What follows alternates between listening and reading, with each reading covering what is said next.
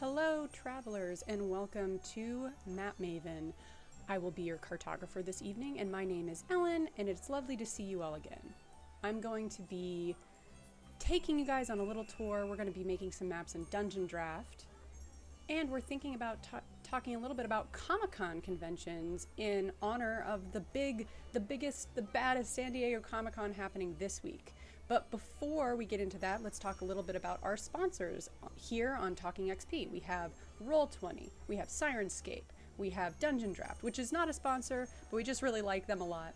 So when you're running a game online, the most important thing you have is being able to share those visuals.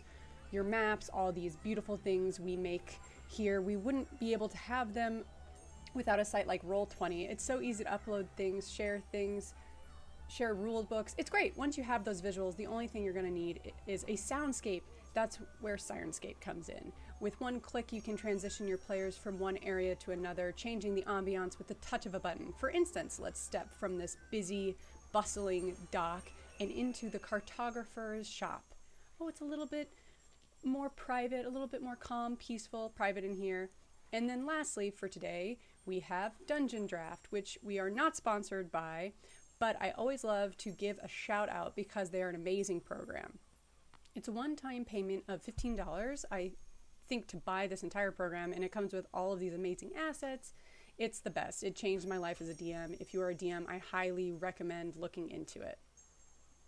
Yeah, all those links will be in the episode description on YouTube. So, with all our tools in hand, let's get to work on today's map in Dungeondraft. So as I said, we're going to be building a convention center map. I thought it would be fun. I'm going to be at Comic-Con this week, so if you know me or if you are a fan, please reach out. You can reach out on Instagram, you can reach out on Twitter, Threads, and you can find me there and give me a shout. I'll also be probably hanging around the IDW booth quite a bit because I published a book with them. Earlier this year, I published Dungeons and Dragons, Honor Among Thieves, Feast of the Moon. It is the official prequel comic to the D&D movie that was released earlier this year with all, all the goodies in this, Michelle Rodriguez, the Chris Pines. Yeah, so I wrote a short story for this. I don't know if you can see. It looks pretty good. It looks pretty in focus. Yeah, so I'm going to be doing a signing with IDW actually at 10:30 a.m. on Thursday. So if you're watching the video on YouTube, you will have missed it because we post on Saturdays, but I'll probably still hang around there and you can just hit me up and I'd love to say hi and meet people. So please be friendly. Yeah, so in honor of Comic-Con, I thought it'd be fun to try and make a battle map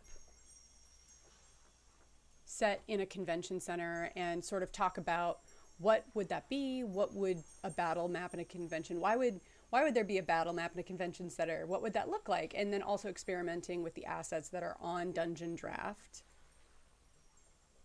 to make them suited to this setting. That's going to be a little tricky, but I think that while a lot of the assets on Dungeondraft are skewed to slightly medieval or like fantasy aesthetic, you can certainly you can fudge things. Also, we're always talking about it's about communicating things to your players. So if you're able to communicate to your players, who cares? It's not accurate. If it's not accurate exactly on the map. So 1 second, I'm going to see that people talking to me. Yes, let me check that nobody's in the chat because I love having company. Let me get my little phone stand and my little headphone. Okay. Then I want to see chat only, apply, great. And there we go, now we're all set so I can see y'all when you're talking to me. Okay, so let's get started. I want to do a horizontal map. Horizontal maps tend to look better. Of course, if you want to do a scrolling map, you could, but usually if you have a digital map, you're going to be displaying it on a screen or a monitor. And those monitors are usually horizontal, so I tend to do my maps horizontal. I want it to be quite big. It's a convention center. I don't want it to be the whole thing. What I think I want to do So my concept that I'm thinking of is I want to be on the main convention floor, but maybe we have time, we'll do a couple, because there's a lot of different locations at a convention center. There's the places that there are always the booths are. There's like an artist alley where you can go and see different art that they're displaying. You can buy art. You can also buy all these cool things there.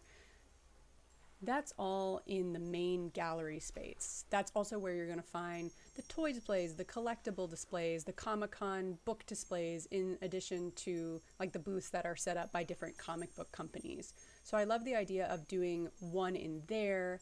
That's like the most classic Comic-Con thing in my opinion. But of course, convention, there's also like panel rooms.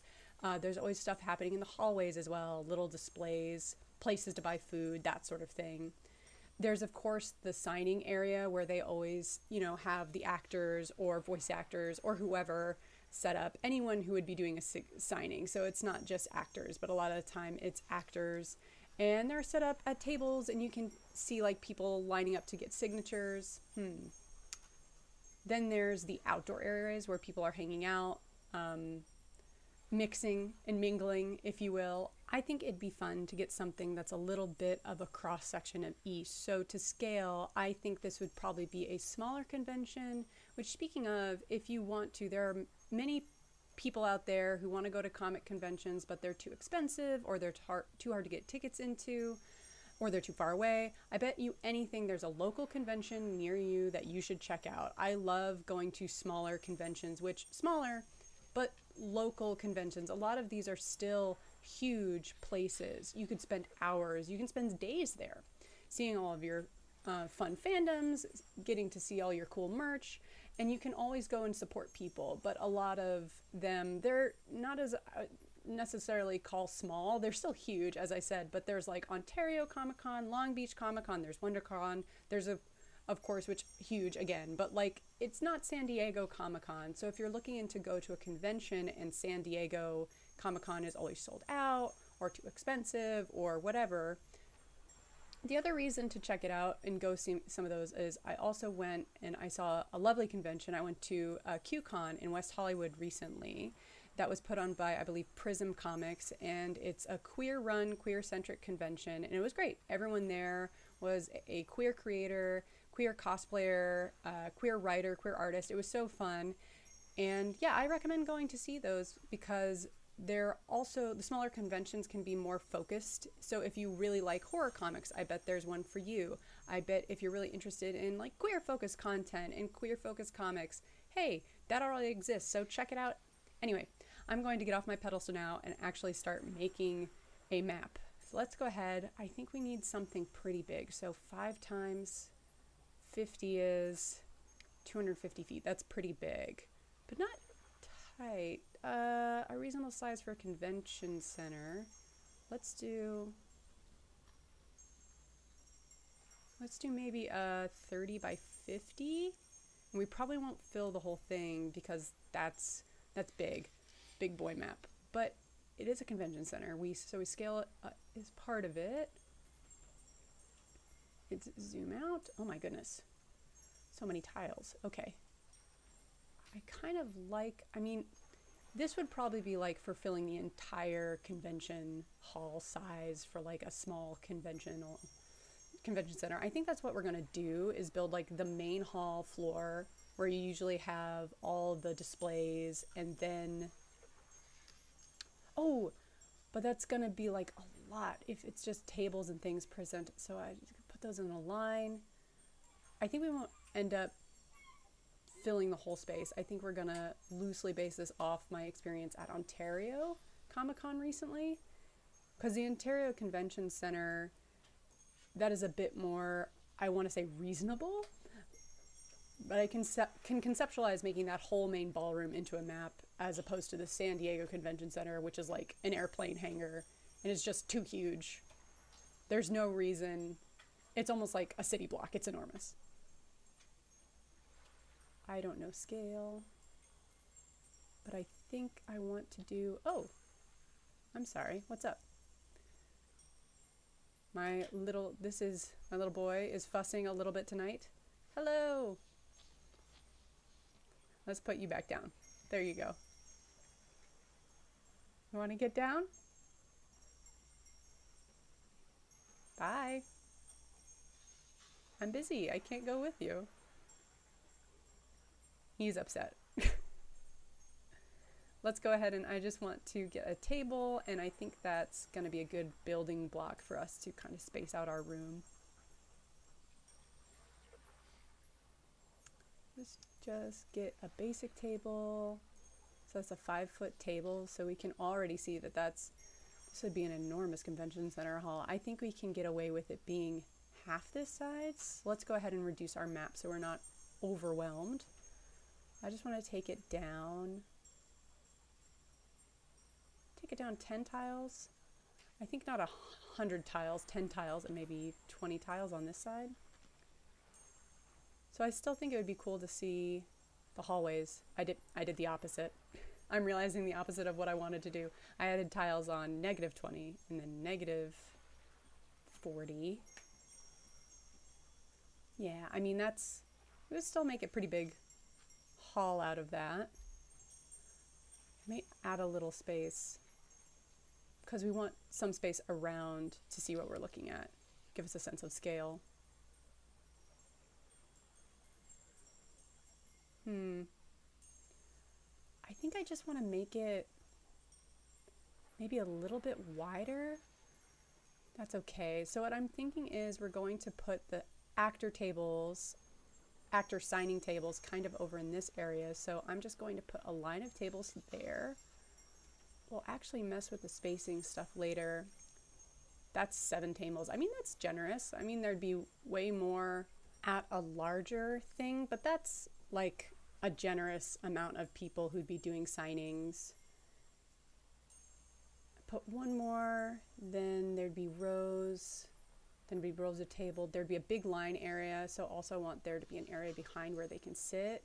And then I think they like to put up a private section back there that's just kind of curtained off, because they put up big, like a curtain or like posters on the wall behind the actors, so you can see as you walk up their face on it, their name. I keep saying actors, but it can be, obviously it can be anyone who might sign an autograph, and then there'll be like a big line area, which is honestly usually big part of the floor. But then we'll have rows of tables, which are usually set up sort of like this, where you've got a table facing out and then a gap between them, and then tables facing down. So like this. Now that we have this put together, and usually there's gaps, so there'd be like a walk through every few tables. I feel like we can get away with this being a longer room. I think it really is instinct, but maybe I want to do it lighter. My goodness, it's just copy.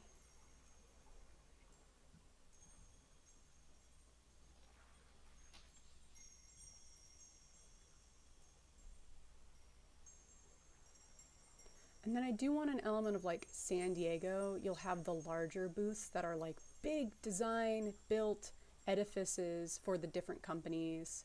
I think it'd be cool to have at least one of those here, maybe one, and then one smaller one. So I think I'm definitely going to add on, we'll make it a little bit smaller. So we'll do them in rows of 4, and then I think what we'll do is maybe we'll put this one, and then that's going to be a big block, and then there's going to be like a good amount of stuff. I think I like that. If there's like maybe 2 big ones in back and then another section here, and then we'll also have around the walls. So maybe we don't necessarily add, I think we're okay. And then I also want to do tables along the walls. So let's stick with this for now. And I want to do wall tool. Now we're going for a modern look on this one, or at least we're going to see if we can achieve a modern look on this one. So I'm going to go with this. I think maybe just pick like a nice creamy gray color. Because I feel like convention center walls tend to be like white or cream, nothing too, well, you know, just like think of a hotel ballroom. And I want to put it, I would like to have a little gap outside so you have a sense of scale. Now I want to put a wall here because I'm thinking that there'll be a hallway on that side. And a hallway on that side, so maybe this is the entry area. Okay. And then there'll be a hallway going off this way, coming back here.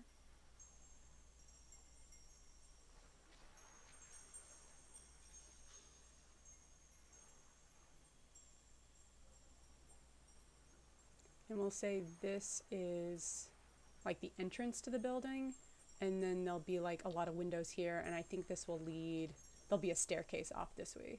Let's add a couple more, change the map size.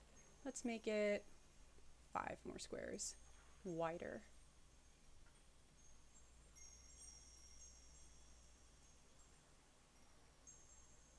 That way. So this is like the big entry. Then we're gonna have some additional rooms here. Actually, okay, with this color, this wall, so I think I'm just gonna leave it like that.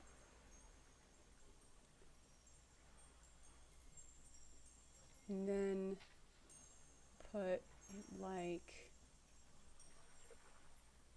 because I'm thinking this wall, this will be one of the presentation like panel rooms. So 8.5 squares. Why is it not that thing?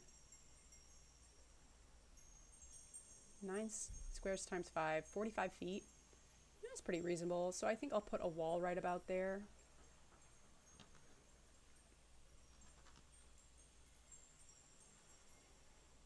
That way we don't need to, but it's implied. The room keeps going. Maybe the wall is like right on the edge of the map. Yeah. And then this is also going to keep going that way, so we know that, you know, let's take the wall off because then we can kind of show the rooms continuing that way. And I'm also going to take this and I'm going to make it a little bit wider.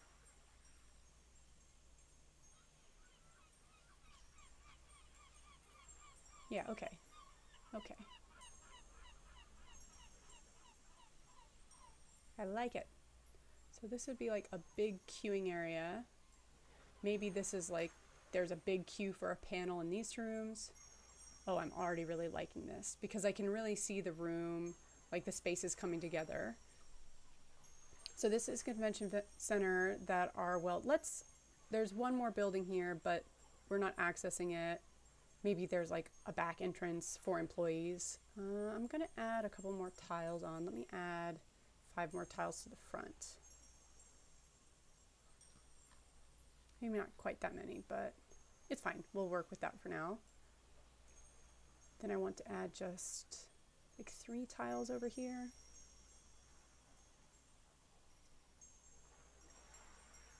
Let's not be stingy. That's okay. I just want to put like an access hallway down here at a point. So this is going to continue off this way. And then we're going to have, because we're building it that it means there's an encounter here. So we're going to make sure it makes sense to have a map. So we should still be thinking in the mind of, oh, this is an adventure location. I want to extend that even more. No, I don't think so. I think I liked it how I had it and then I chickened out. So let's do this. I think I'm going to change the color of this wall.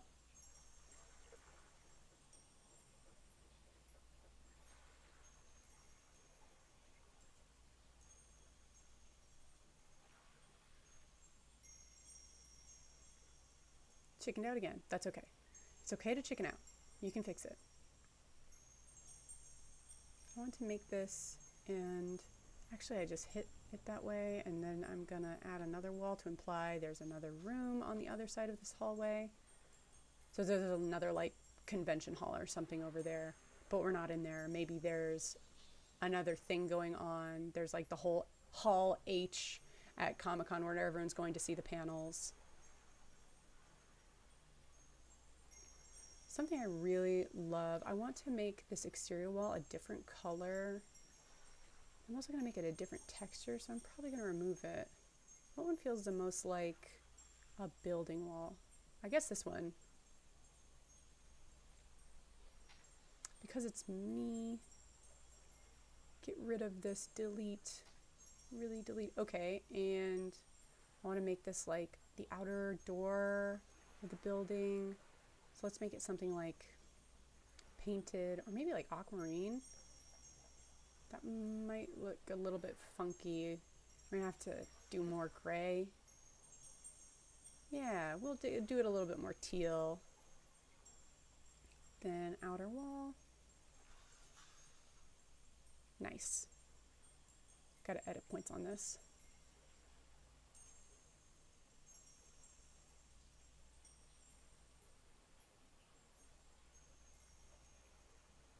Great. Extend that here, because that's the outer wall of the building, which this is also an outer wall, so let's get rid of this.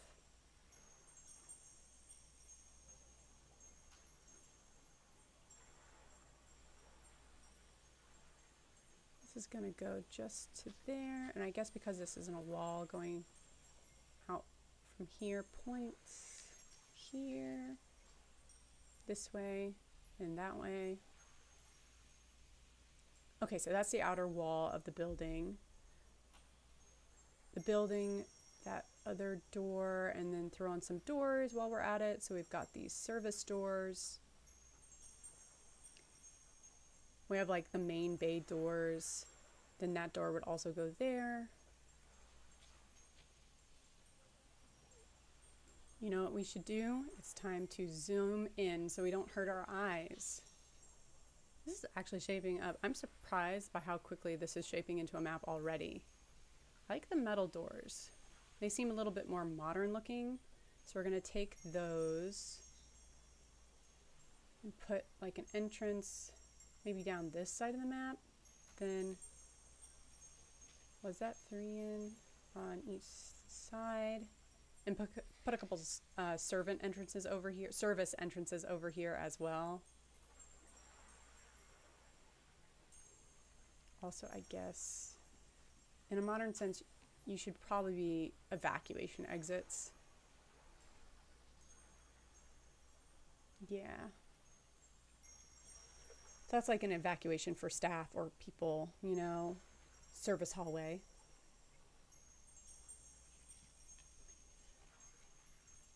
The hallway, of course, would be the actual entrances, which would probably be nice, big, double doors. Or at least there'd be a couple really big double doors. And then there'd be some not so big. What is that? So that's 3 from that side.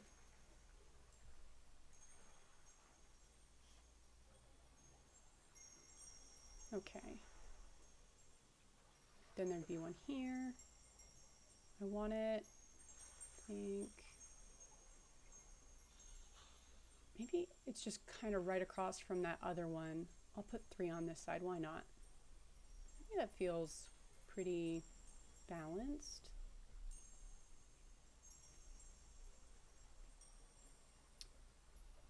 Needs to shift over if we're going to be symmetrical. Come on. And then other side of the double doors. Great, okay. That looks surprisingly cohesive already. Usually into the panel room, there's also double doors, so I'm going to at least do that as well on the bigger one. Then they'd have a smaller door so people can get like a large group of people in and out. Maybe this one has a smaller door because it's just a smaller room. I think that's about that in terms of doors. Well, you know what else we'd have? We'd have the front door of the building, which I'm imagining is right here, like the big front doors that everyone entering into this, just like the main foyer area. Let's do it with something different so it doesn't just look like the other interior doors. Yes, what does this look like if I just do a bunch of these? Huh. Doesn't really look like a door. Let's do maybe one of these. This almost looks like a glass door. That really doesn't look like a door either. Let me zoom in a bit actually so we can see what it is. See what this looks like. They're just a little bit too small.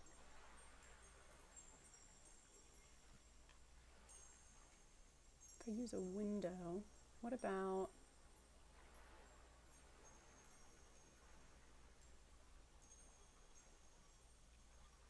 That kind of works.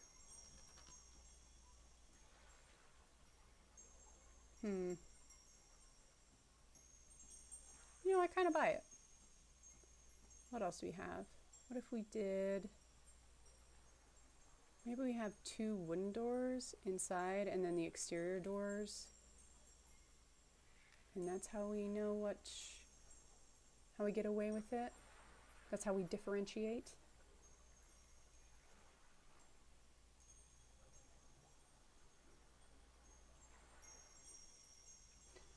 Yeah, I kind of look like I have that. Looks like, what's going on here? It's a little funky. Let's go ahead and put that wall back on. I apologize if you see all these freaking flies. We're having a bit of a fly problem at the moment. We're gonna fix it. We're just gonna put fly traps and stuff, but it just gets in the way this way in the summer. It's always just a little bad with flies.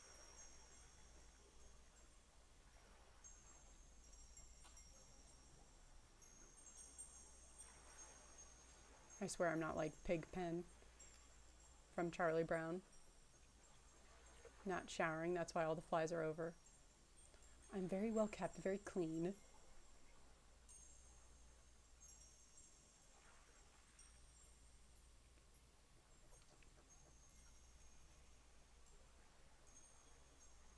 Okay, that looks pretty good. And then I kind of want to make sure these don't block light because they're letting in light from outside. This is going to look really pretty actually when we finish with it.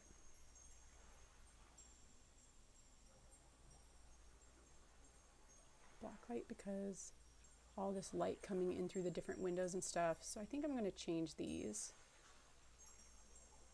Go ahead and change these one to wooden doors to differentiate. So the interior doors will be wood.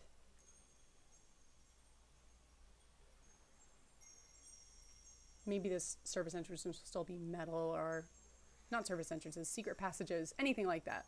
But just like, what's the word? Client? Customer? Visitor? The non-visitor doors are going to be metal to help differentiate. Like, oh, we don't go through there. That's for people who work here. Okay.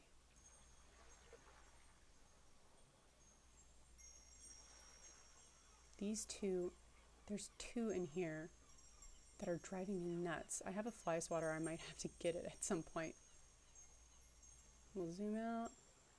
You've got these 2 across from this stores.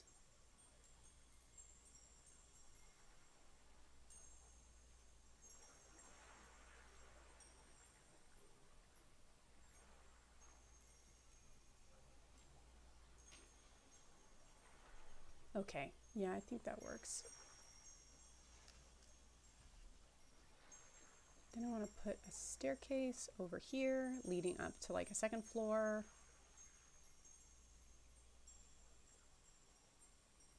Like this is more modern looking. Nice, big stone staircase.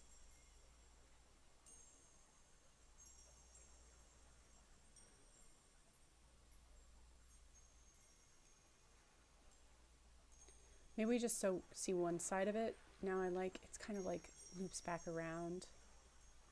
Put it off to the side a bit here. Well, that looks better. Put it like that.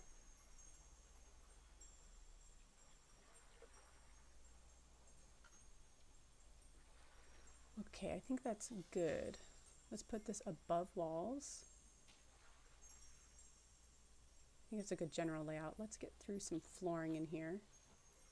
We're going to spend a lot of time noodling around with these tables. What I'm hoping is that we're going to build a base table and then copy it over so all the other places, and then we'll just adjust certain details to make them look unique. Artists and vendors. Okay. So hall floor versus entry floor. Carpeting, I think, is a natural choice. I think that's pretty normal to see in a convention center carpeting. We're trying to think, what would it be? Tile set carpet. Let's just look at what this looks like. If I put like a nice, well, you know, what would it be if I do like banding? So if it's like the whole room, and then I do like this, but you know, like more of an orange. It does look very convention center if I do something like this. So I think that depends on also like at a ballroom, like at a hotel ballroom, mostly like it would be carpeted. But at a place like San Diego Convention Center, that place is gonna like be concrete flooring.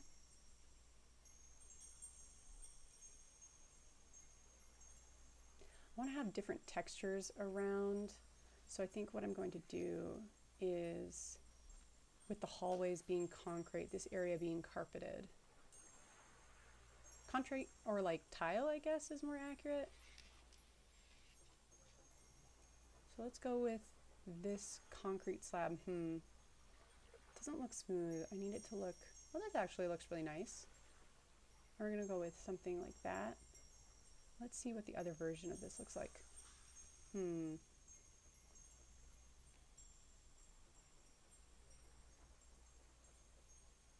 What does it look like if it's the exact same color? It's like the difference between these. Oh, it's just like one is the interiors, one is the exteriors. Okay. So I like the idea of it being these hallways are tiled.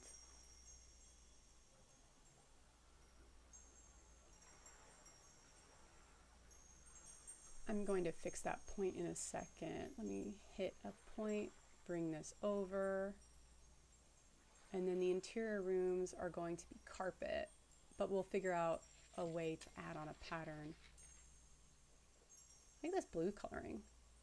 I feel like it'd be mellow in here. So let's copy that, and maybe we'll take a little bit paler. There's a fly in my mic stand right now, taunting me. Move, that's very blue.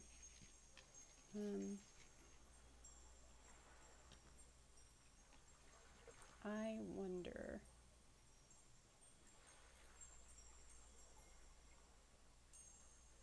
I feel like the base color should definitely be less blue, more like a creamy white than that.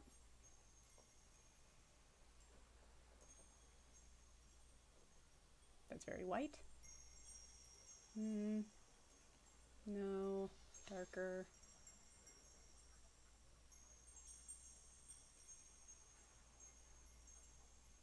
Okay, and I think we'll lighten it with a white. So like maybe the whitish blue is more of the accent color. I feel like I want it to be, this is more complementary. Maybe this is more of the world of yellows. How's this look? Not mad about that. No, I'm mad about it. I don't like that. Okay. We have these like yellowish walls.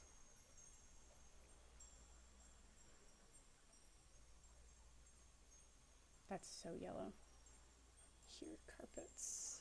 Just white. Am I just losing it? Or is carpet white and that's what I should do? Yeah, that looks the most normal out of all the options I've done.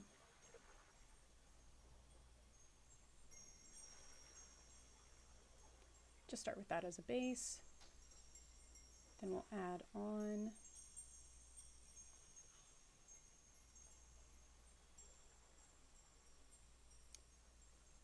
some lovely, how could we do it checkered patterned? That would take forever, but we could do it. Kind of looks nice. Oh no, it looks nice.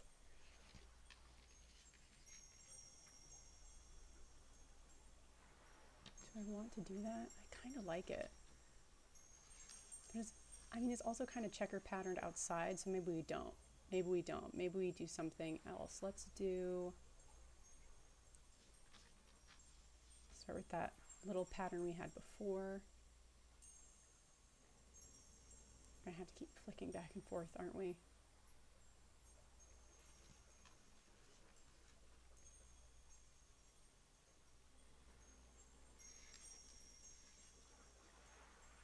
I wonder if we could do something less square.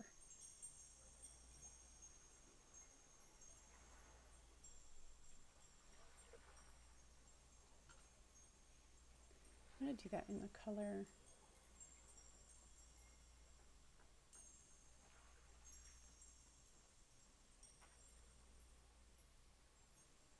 Okay.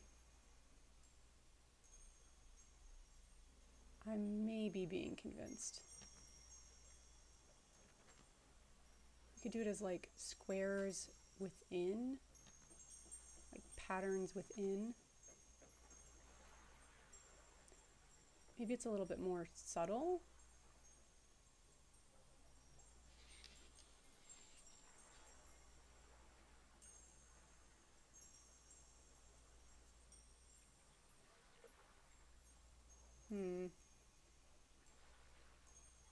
Let's keep trying it. Let's keep experimenting. We can keep changing the colors as we go.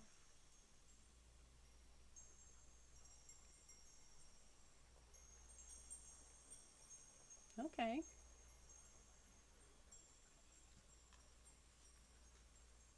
Back to the square tool.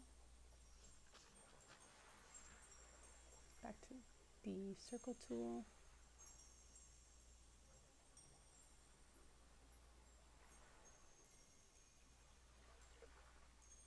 I remember when I was little, whenever I would go to something at like a ballroom, anything that had this classic ballroom or big convention carpet patterns, I would always follow the lines through it. For some reason, I thought it was like the most entertaining thing I could possibly do, was just follow the patterns on the floor.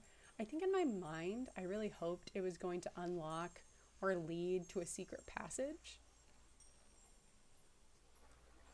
And I think that's just what I really hoped would happen, you know? I can't really deny that. That's the fact of it. I really think I thought that if I followed it, I'd find a secret entrance somewhere in the convention center. So the thing that's bothering me here is that they're all like shrinking in a kind of off-putting way, almost like telescoping in. But I think I can change that if I go to that and I edit points. Oh, that's not edit points, is it? New edit points. And then like take this and make some of them vertical.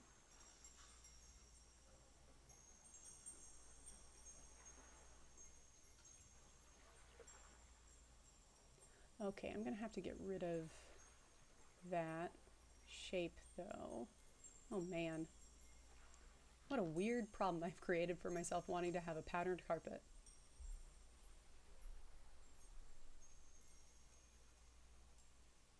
I kind of want to go with the squares because they're going to be easier than circles are. I'm noticing going to be difficult to adjust as I go because they have so many little points on them. So let's just see if I can do it now but I want to, let me correct myself. I want a I don't want a blood streak. Well, I actually do. I don't want a blood streak yet. You get out of there. Delete. How do I? Okay, there we go.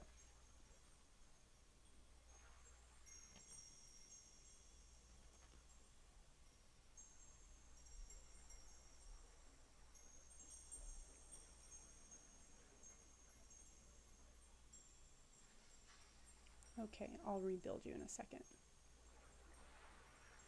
Okay, well, let's go to pattern tool. Let's go.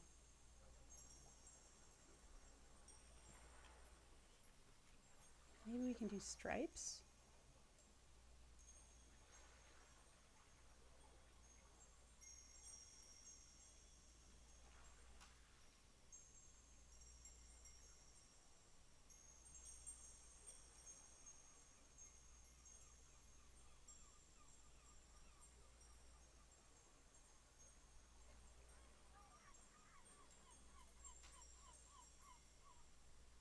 Then we can layer them.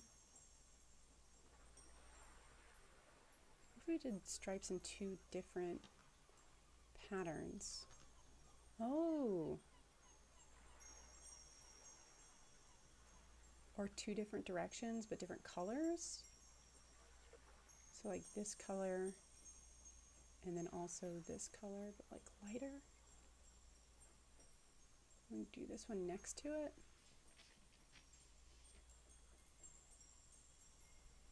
I am an interior designer. I really like these colors. They feel very 90s to me. I feel like the 90s might have been the best time to go to a convention center. Oh my god. Look how that... Yep. Yeah, that's it. Okay, so... those colors look so cute. Oh my gosh, okay. So this would be yellow, blank yellow, blank teal.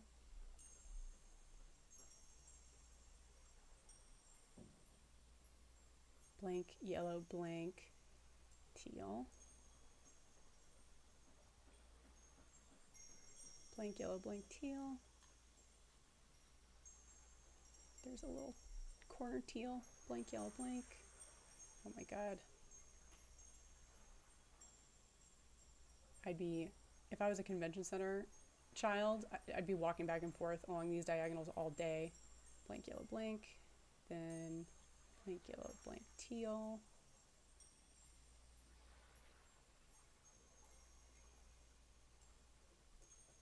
Why did I do this? Blank yellow, blank. I didn't have to do this. I could have just chosen a pattern. When I start making a map, and I remember like 20 minutes ago when I was saying, oh, it's coming together real fast. Oh my gosh. Absolutely wild. I played these games with myself. So what was I going on here? Blank yellow, blank teal, completely missed. Just whiffed on that. Yellow, blank. Okay, but that one was offline. Blank, yellow, blank.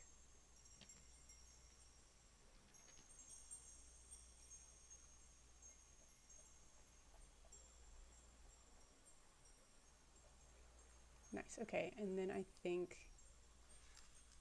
I'd like to do the same pattern, but maybe going the other way in the other room. It's a pleasing shape.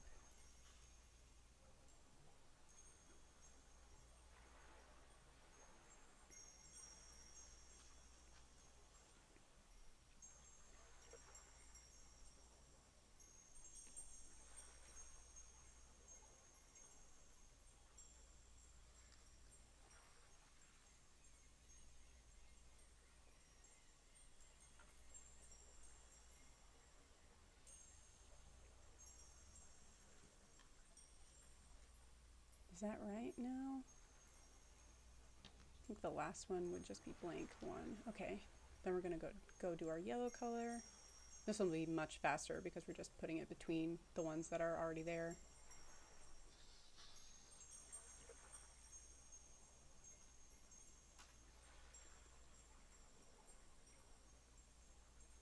These colors remind me of just like lovely 90s colors. I mean, it's a convention center that feels on par.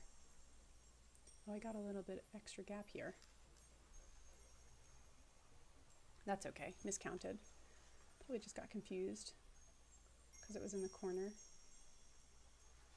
Pattern tool, edit, points.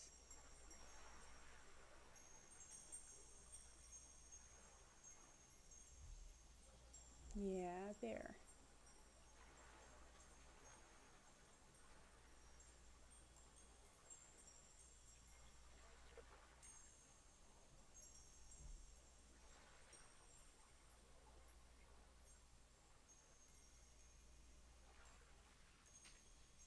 Little stripes, okay.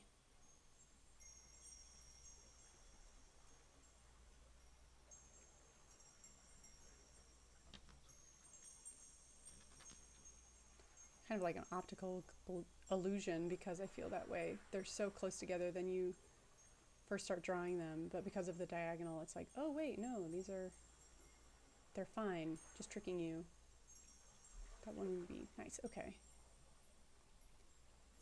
And then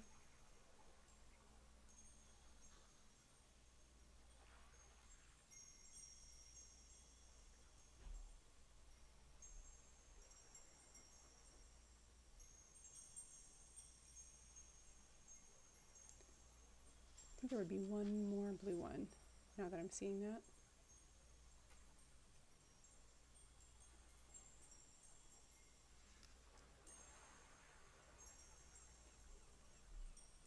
Yeah, it looks like lovely little candy stripes. I'm so enchanted by this. And I think these ones wouldn't have the pattern. It's like a simpler carpet, so I think that's going to stay with that. Maybe it would just have a single tone for the carpet. Maybe it's just like a lighter shade of blue.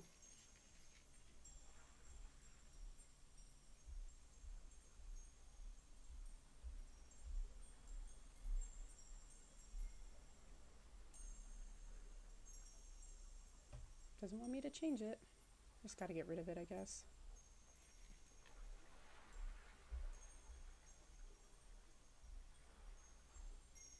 And let's just go to pattern tool.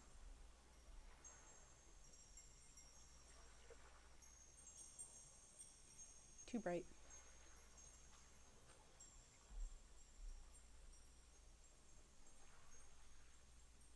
Okay, I like that. And then, I want this one to be a different color. No, they wouldn't have bought multiple like that. This is a convention center, you know, but this is a fun convention center. We're gonna make them different colors. We're gonna see each room is like slightly different. We're gonna take that down so it's a little bit more muted. Nice, okay, cool. And then these back rooms would just like be plain slate tile set cave. Not right. Just like cement. Like polished cement. Carpet.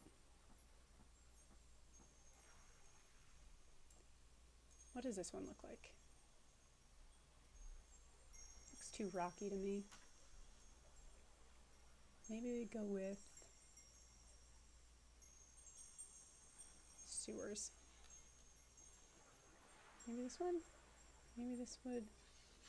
No, that looks really fancy actually. Man, maybe we should have done that for the convention center. Dang it.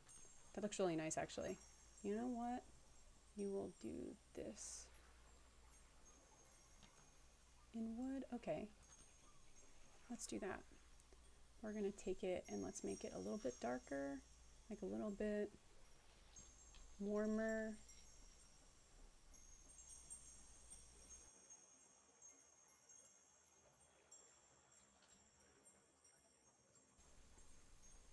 Hi, my mic is off.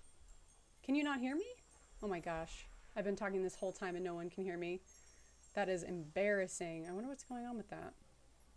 Hello, let me see what's going on with that. Audio.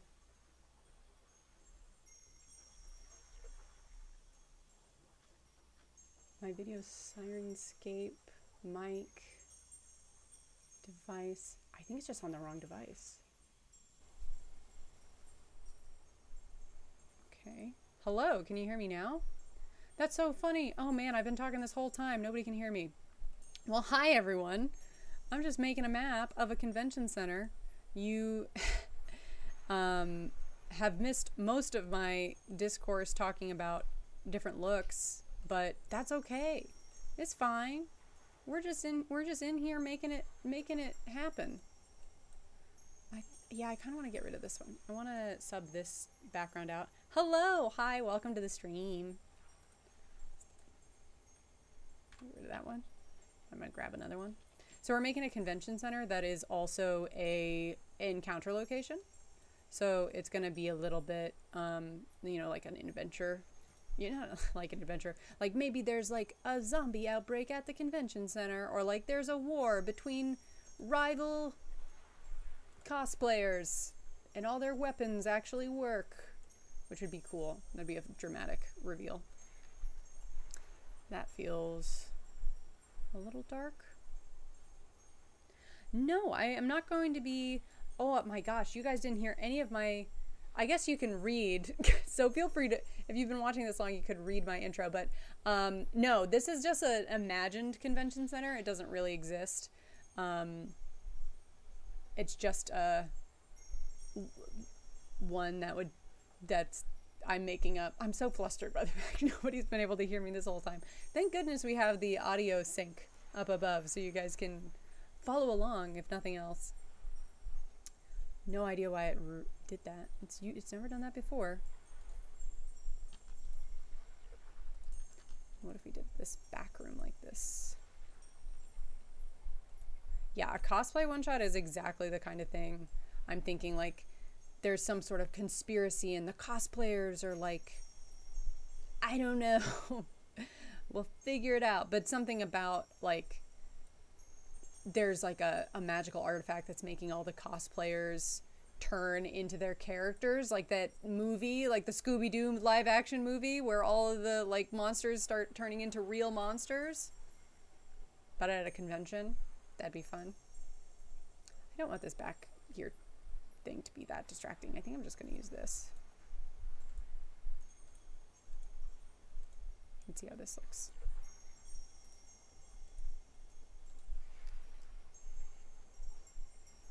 I mean, I guess it's fine. It looks a little dungeony. Let's try one more. Let's try this one.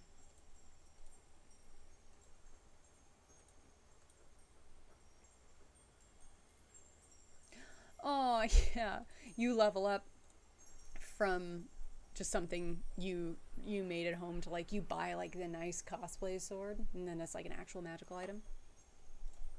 I love that. Okay, let's get some big old windows on this convention center. They're definitely going to allow light. We're gonna have a bunch of them on this back window wall here. I mean, honestly, we might just slurp those on there. Slop them on.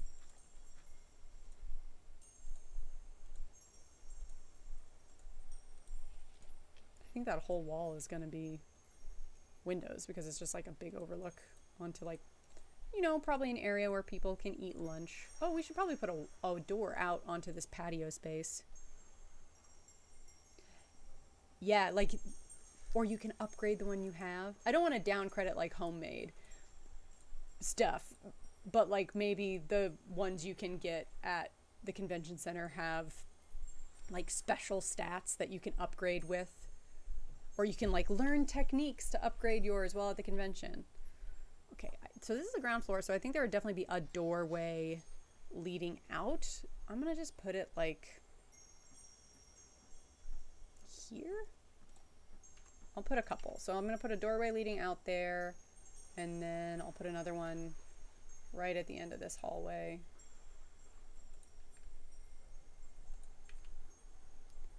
And then maybe a third one right here.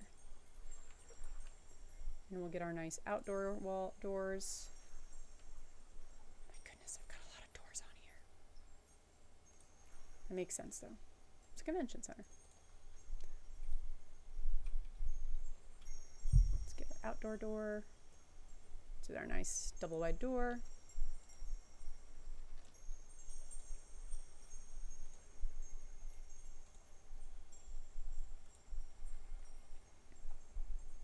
Yeah, duct tape, hot glue. Oh, a cleric would be one of those like cosplay people who goes around with like the bag of sewing needles and extra buttons and Velcro. They're just a cleric in this world because they're like repairing your armor. Oh my gosh, that'd be so cute. Someone make this. Someone do this and tell me how it goes. I feel like it would be fun. That's so cute.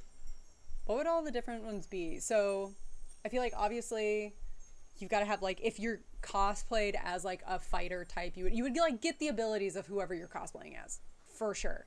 But then I think like in terms of as like the convention goers, like the NPCs are for sure anyone who's like just like not like, they're not basically like the reason the party is like the people who get the powers are the people in cosplay, or the villains are like the people in cosplay. Those are the only people getting powers in this particular world. But like the person who has the like cosplay savior equipment, they for sure are a cleric, which is very cute. Wow, look at this. This is gonna look really cool when I put the lights on it, because there's gonna be all these like shafts of light coming into the building. Pretty happy with that. So now we can start messing around with our placements of these things. I think I'm gonna back them up a little bit, and I think I'm also gonna put a little less, because there's not a heck of a lot of space. So let's just put these a little bit closer together. These are our signing tables, so this is where all of our actors are. Yes, I love the idea of that. Like, it doesn't matter how, oh, there's the empowerment we want about cosplay, is like, no matter how good or like expensive your cosplay was to make, whether you bought it or you made it or whatever, everyone gets to become the hero. But like guy in like closet cosplay also gets to become like a superhero. What class would that guy be? I feel like maybe it's like a level thing. Maybe it's like the more like extreme your cosplay, the higher level you are. So if you have like a really extreme cosplay that's got like mechanical features and lights, like you're a level 20 character from jump. But if you're like just got like I feel like even like a high quality closet cosplay should still get you to like a solid level 5 or 6. We're talking D&D. But if you were like literally like, I grab something from my closet and put it on, you're probably starting off at a level 1. I feel like, oh, you know who would be a rogue? People who wear stealth cosplay. You know, where it's, which is kind of closet cosplay, where it's like you're in cosplay but nobody can tell at first. But then when they look closer, they realize like, oh, I've got the Superman symbol underneath my jacket. So it's like I'm Superman when I rip it open. Something like that, I think would be like, that's a rogue. That's a fun one. I just, this whole idea is just so fun to me. I want to see this done. Yes, or very niche cosplay that nobody initially recognizes. Okay, so now we've got these tables. We're starting to shift into place. I like those, so that we're going to only have 5 signing tables. So we got, and those rotate out through the day. That makes sense that like, okay. Let's grab layers. Let's filter. We only want to grab our objects. And then select. I want to move these to layer 2. So we're not selecting everything. And then I'm going to go all layers. Let's just do everything on layer 2 right now, which is, we're going to start with like our tables and stuff on layer 2. Okay, so we need these. This is just blocking. I think I'm going to change these tables out for different tables.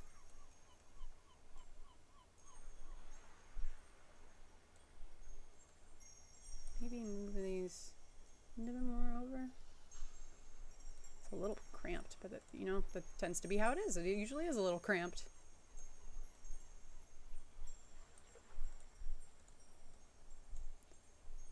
So this one's here. Then maybe a 10-foot aisle, so that would be the space between the rows. We really only have room for like that. I'm okay with it. I'm okay. It's a modest convention space. And then let's grab some tables, more tables. Again, we're probably going to switch these out for different tables as we go, but I'm just doing this to get my head around it. Oh, you know what? I should probably use this one, but smaller, because it's like the most normie table we have. Probably wouldn't be that. be right at 5 feet. Like, it's like a normal length table. 5 feet, I feel like, is a pretty sizable table. Whoop. My dog is upset. He's barking at something.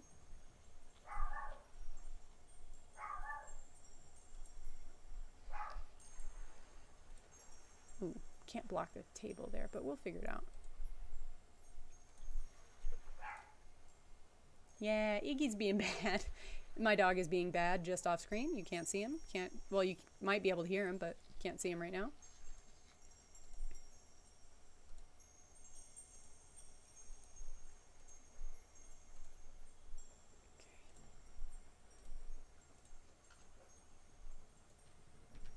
I think it's somebody bringing down the trash cans, which he does not like. He does not like the sound of trash cans. I feel like there's not too much. There we go.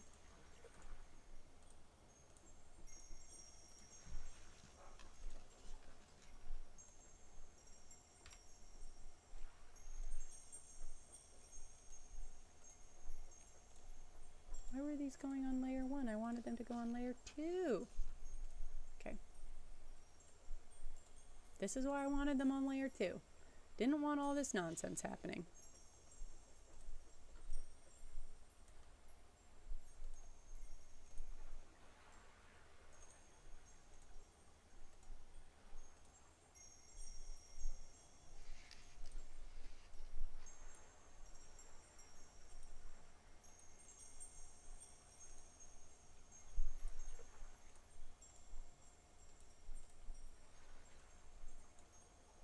Send to layer 2. Okay. Jeez Louise.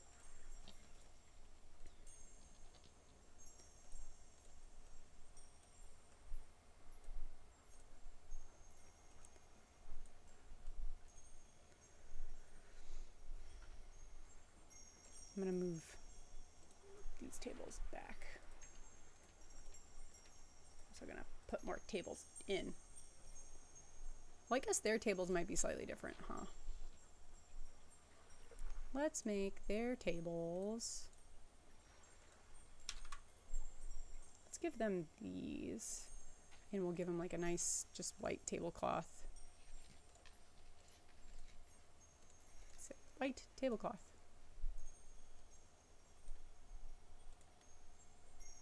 And then we'll do that at scale 1.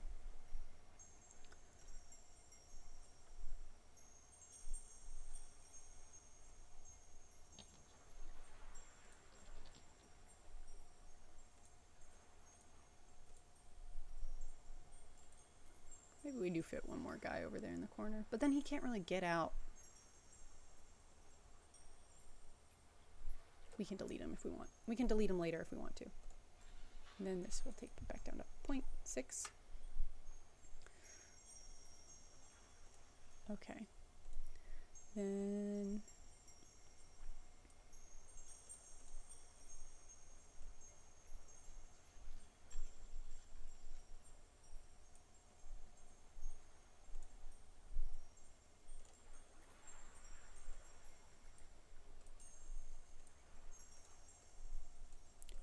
why do you insist on being on layer 1?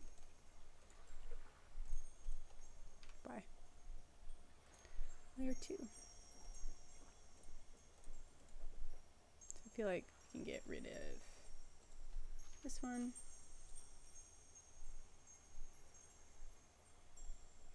Let me zoom in so my life is easier.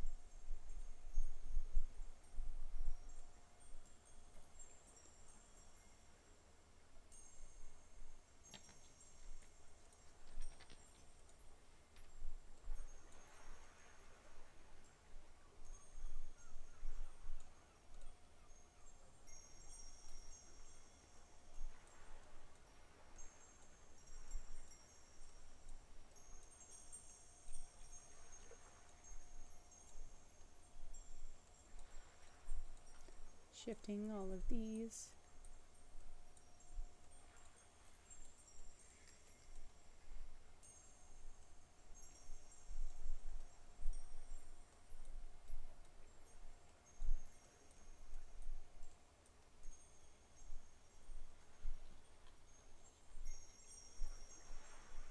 It's just so cramped. But I mean, these halls are very like busy and cluttered. Part of me thinks that might just make sense.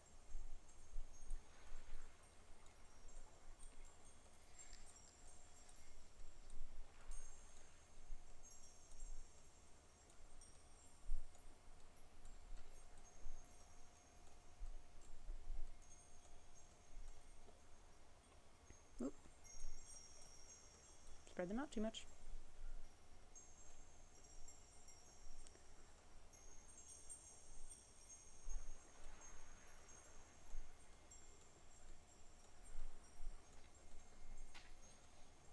There's not much room, but I mean, this would be kind of a nightmare to run with an actual D&D figure because everything's so close together and the figures each take up one whole square.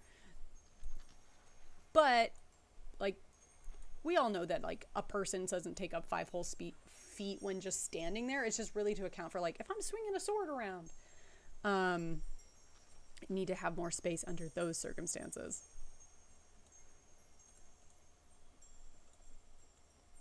I want to, maybe there's like a big display here. So let me just nonsensically make this table really big.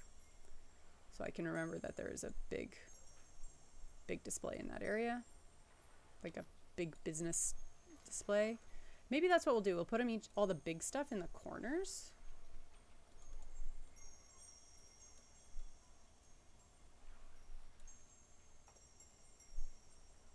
Cool.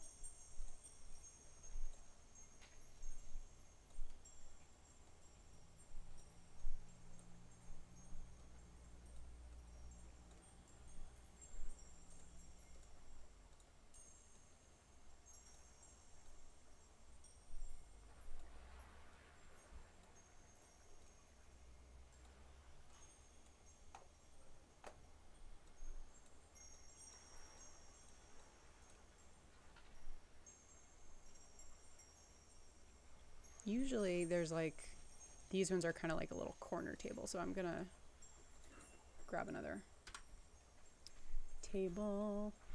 Oh, I don't want these because they look a little too rough, but I guess I could shape them up a little bit. Maybe I just do like a little turned. Oh yeah, that looks okay.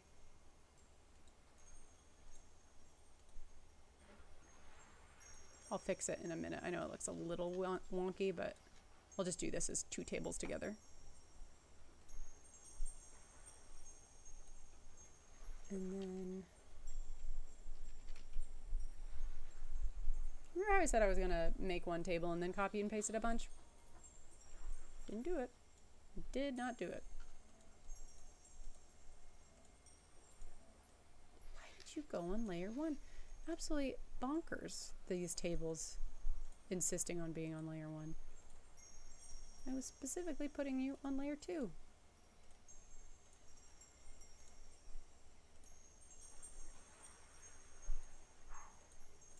Okay. So now I'm gonna turn off snapping. Yeah.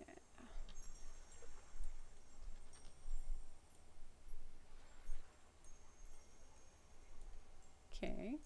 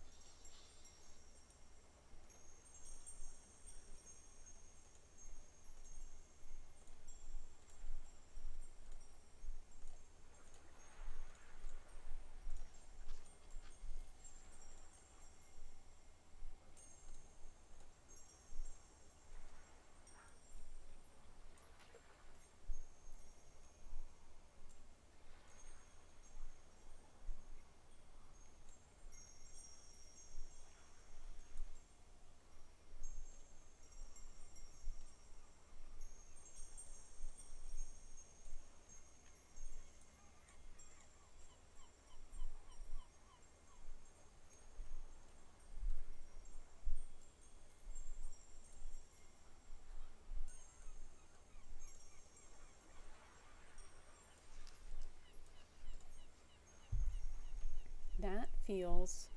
Oh, wow, that actually looks really nice. Okay, I'm going to continue futzing with that later, but now that I have the general layout, I feel pretty good about it. I think for the sake of this other room, I'm going to throw in like a big stage as if it's like the Hall H, right? The big presentation hall. So that'll mainly be going off camera. Let's grab, what would that be? I guess it would be like a big, wide, I think we could kind of use a table for it and just scale it up really big. Or maybe like one of these, I feel like it would be nice if it was stone. I might be able to use an altar for this.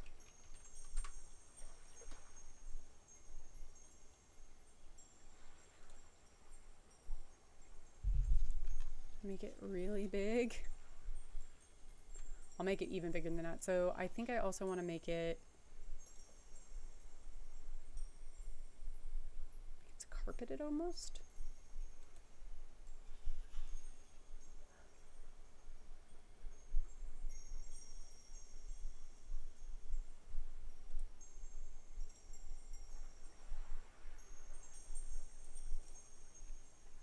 I mean, I'm kind of convinced by that. And then I would put some sort of posters behind it, which we can do that with paintings. Nope, that's a target. There's like a painting we could use.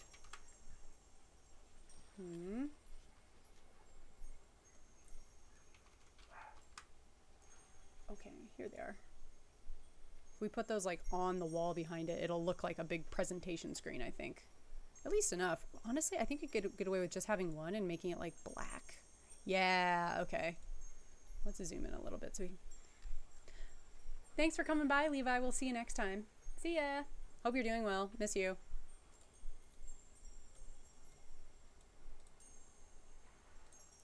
Walls. 2. 2.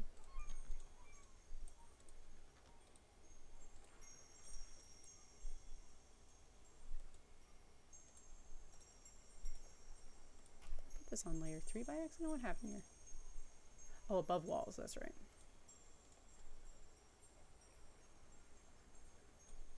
Let's turn the shadow off on that. I don't think it makes sense for that to cast a shadow. And I'm not convinced by these because they look like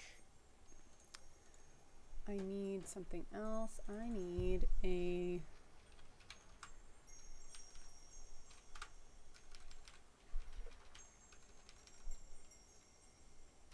you know what actually might be the way to do this?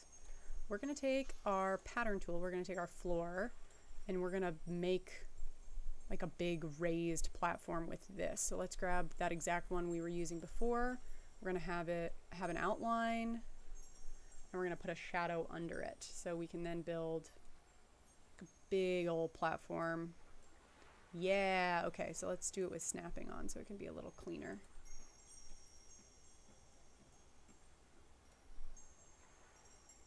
Yeah, that looks nice. Let's turn snapping off to get this guy centered again. And then I'm going to put a shadow underneath it using our shadow path tool. And we'll do it underneath. Gotta do below. Too low.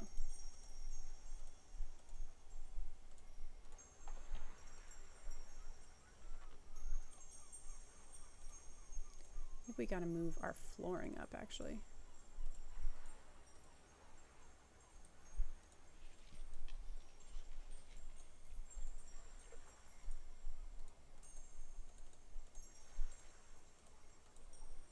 Oh no, I've made a horrible mistake. I can't select it. Let me get my pattern tool, edit points.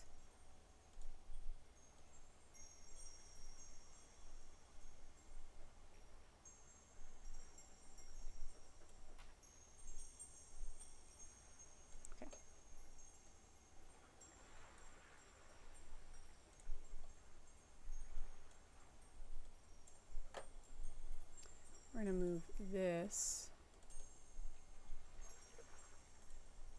What do we got to do? Undo, undo. Can I just delete it? Delete.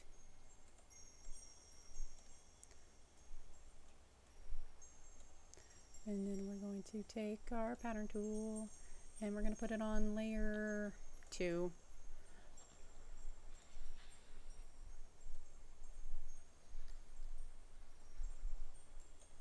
There we go. And then back to our path tool. Let's put that on layer 1. Let's put it over. And then, yeah! Now we have like a shadow underneath the stage. Let's make it a little bit darker, more obvious. Cool.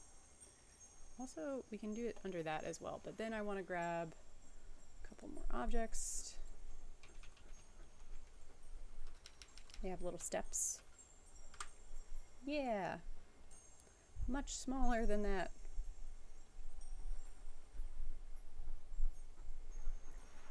And let's put on snapping.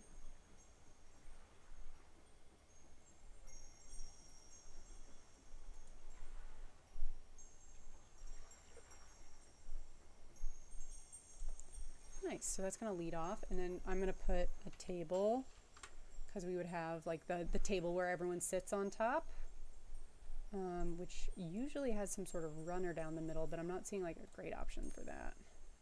What did I use? I used that one before. I'll just use the same one. And then I'll give it the same color cloth as these tables. What am I doing? Tool.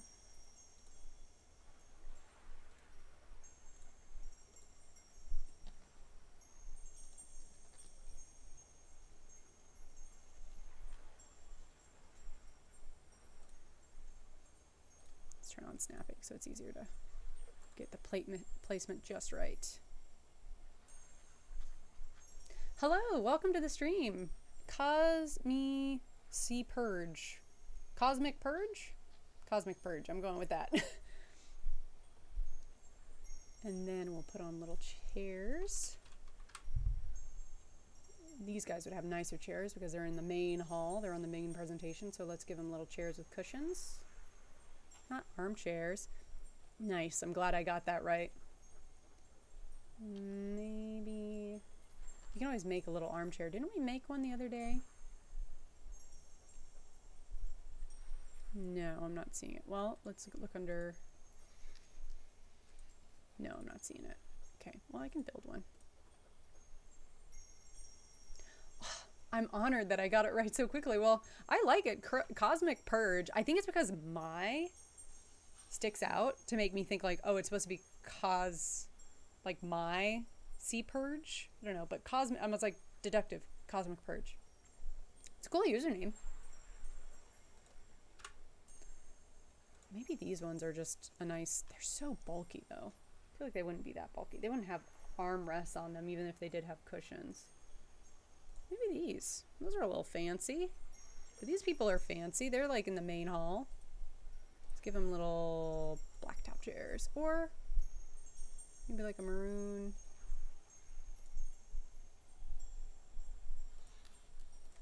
Yeah, that's like the main panel. That's cute. If I can find water bottles and note cards to put up there, it's gonna be too realistic. Great. Oh man, that's so exciting. That's great. Okay, so now we've got these rooms, which would also have little chairs, but they wouldn't be as fancy. This one just looks too heavy. I need like something slightly less bulky than that. What do we got? We could do benches, but that's not very accurate. Usually they have like individual chairs like these, but with cushions on them. And then I'm just gonna line a bunch of these up.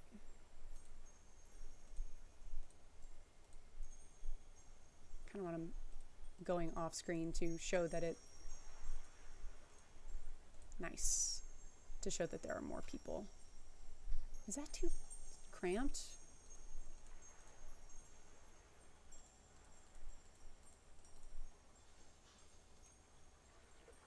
They'd be like right next to each other because there are like rows of audience chairs.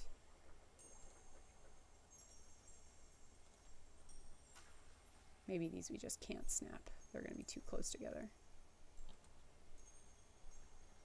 It's the little chairs that like hook in at the corners. They hook to each other. I currently am playing D&D 5th edition. I've also played Pathfinder 2nd edition. I've played a little Monster of the Week. So I've played a little smattering of stuff here and there. Certainly not an expert by any means. 5e, I mean, there's a reason it's so popular. They really cracked a little bit of a code with that one. And it's just probably going to stick around for a while because they made something that people like. You can't knock that. Okay, I want to put another stage up here as well. Wow, this room's also pretty small if you look at it like this. It's hard to imagine there being like a stage at the front, but it'll just be like a little guy. Go ahead and pattern tool, layer 2, same freaking thing. We'll snap it.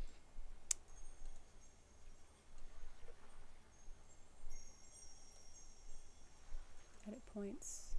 Maybe it's like 5.5 feet wide. That seems like pretty reasonable. You can get it just perfectly. Okay.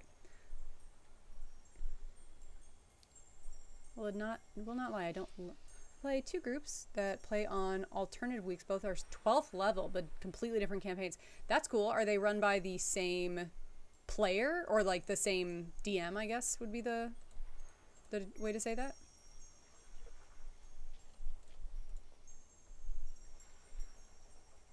And did you start in both of them at the same time and they just both leveled up in perfect unison, or was it that you happened to join one at one level and then the other one worked out at another level? Ooh, where's that shadow want to go? Smoothness 0. Shadow is not. Ah, that shadow did not love how I did that. Redo.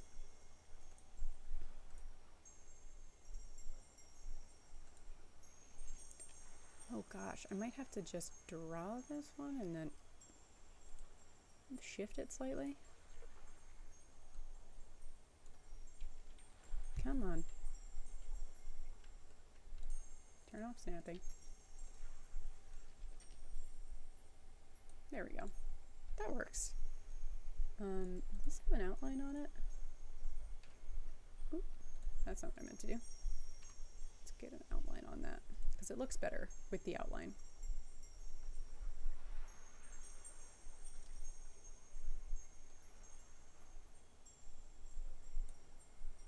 Okay, that does look better.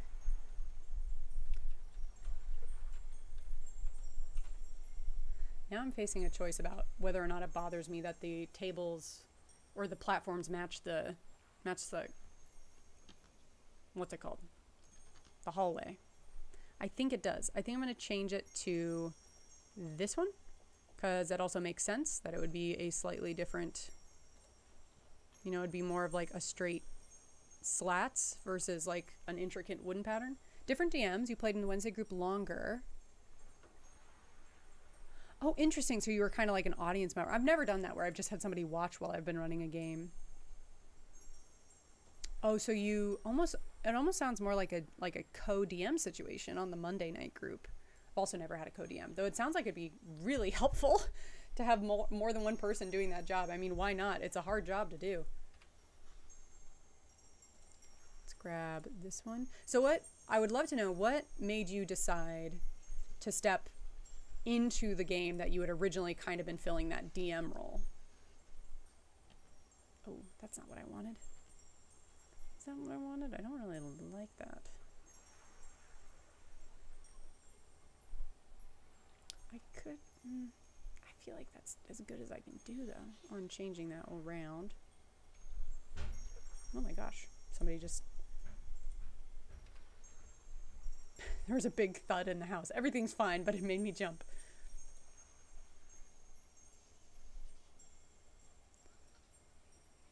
And then let's put snapping back on.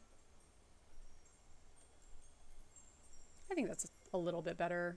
I might change these around. I'll see.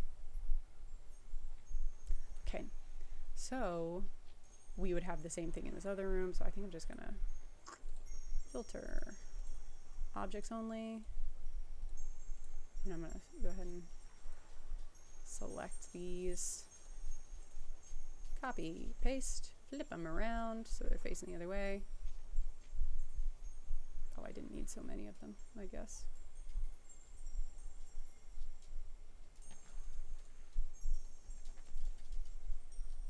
I guess there could be chairs on the back wall, but that's not typically how it works. Usually the back wall is clear for exit reasons.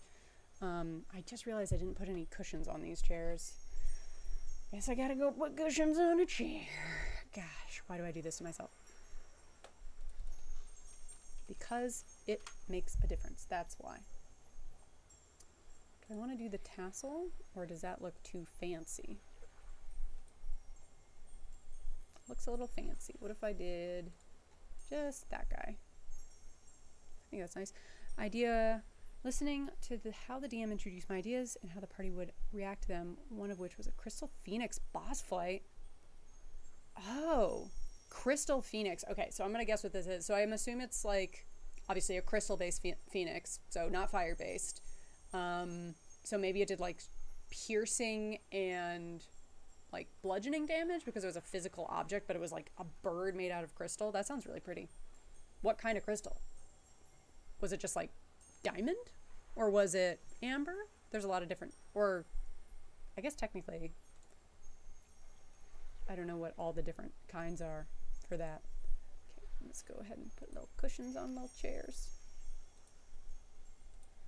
This is the level of detail orientation you can expect on Map Maven. Little cushions on chairs.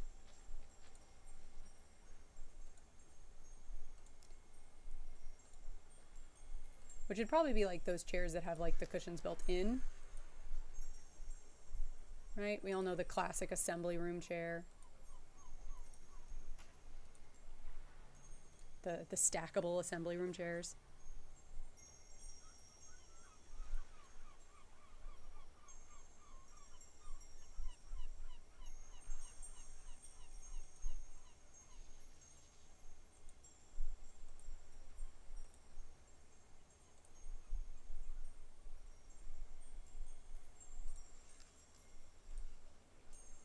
We got a check in here.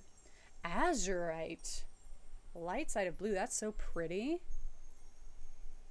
If you look at a picture of a shiny Mew, that's the shade. Oh yeah, absolutely. Like almost baby blue, but it's got that little like silvery touch to it. Yeah, that's very pretty. I hope it was like an epic creature that was, you know, from a legend of, or like, was it guarding like an ancient treasure or a cave? Did it have a little phoenix egg? What? Oh, that's an interesting question. So when it dies, did it like crumble into fragments and then like reborn from the fragments? How did that part of the phoenix process work? I'm gonna copy these and put them up on the stage. Probably gonna only be able to see one of these bad boys actually, because the other one would be too far off screen. And you know what? Because we're dealing, typically they'd have like a table too. Oh, you know, we can still put a table in there. We can just put a thin table, so it's more like a weird shelf, but it'll be fine. I don't want to extend the space of the whole room for this one thing.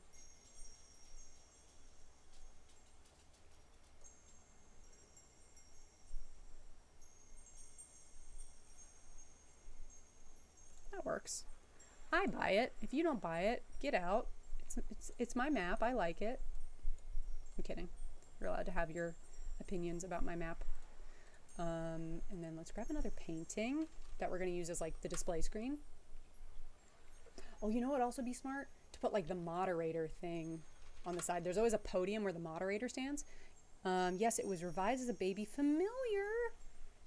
Bonding to whoever did the most damage to it. That's a cool way to reward a player for like winning a battle that isn't just XP. I think that's really interesting.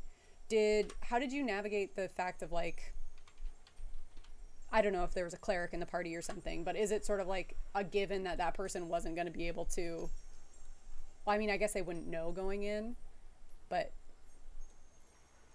that, I don't know. That's also something very interesting to consider when building, like how you work with building campaign balance, is making sure it's not prioritizing combat players over utility players over whatever other type of player you can name. Let's grab a little step. Let's shrink it down to much smaller. Shadow on. Layer 1? No, layer 2. We want all of these things on layer 2. We'll put it underneath. Oh, is that also on layer 1? Uh-oh.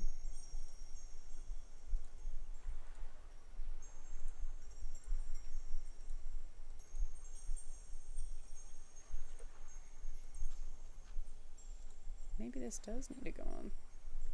Filter, objects. Oh, okay. Well, that worked. Still a cool idea. I love creating unique, like, especially monsters that are going to be like a big centerpiece, like arc closing battle. I feel like you just have to customize it a little bit. Otherwise it's like, well, that's just the thing we already did. Or that we took from somewhere else. I want to put a moderator up here. So I think I'm going to shift all these bad boys down.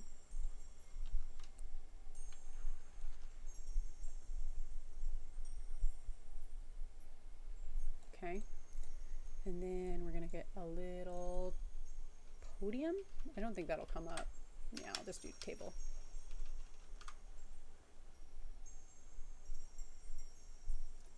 This guy gets the job done. Let me zoom in a little bit. I can see what I'm doing here.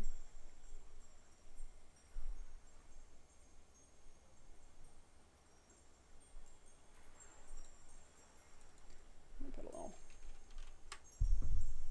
Heck yeah, you gotta have the little paper with their notes on it. Unbelievable. We're gonna put this on layer 3. So that's like the thing. We're gonna put all our set deck on layer 3. I wonder how we can do a microphone. I have an idea. So the torches in here are just kind of these little shapes, which to me feels a little bit microphone-y. So if I put it like that and then grab, oh, you know what? That actually looks a lot like a microphone. That's what I'm gonna grab. Maybe even shrink it a little bit. It seems a little. That looks exactly like a microphone. That's so funny. Who knew? A torch backwards, a sconce backwards is a microphone. Each of these guys would have a little microphone. Wow, that's... One NPC I liked was a devil with a profession in one-on-one black... Okay, one-on-one black art deals. They met him in the 9 Hells and he was challenged to a dice game. I love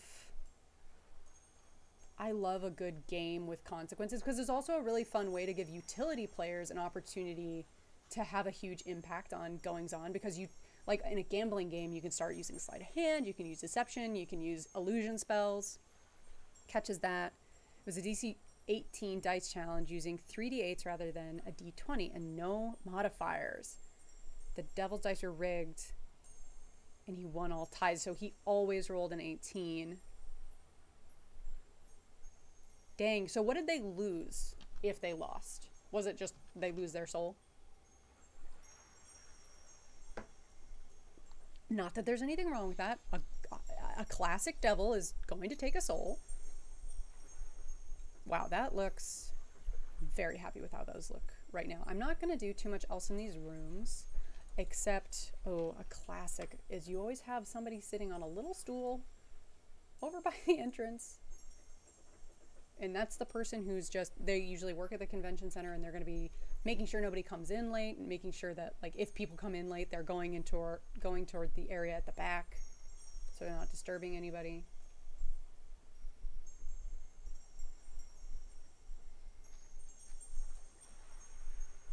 Nice. Okay. Yeah, I think that's those areas for now. Winning gave you a free item, yes. Losing still gave an item, but it doubled the original cost and with a minor curse. Interesting. So they would like lose their money, but they would still get an item. That's nice because you don't want to take things from your players as much. I mean, you have to have consequences, of course, but you don't want to like take things players really love from them because then they're very upset. It's a easy way to upset a party, taking away their stuff. Let's put this guy out here. We'll adjust that. Let me zoom in.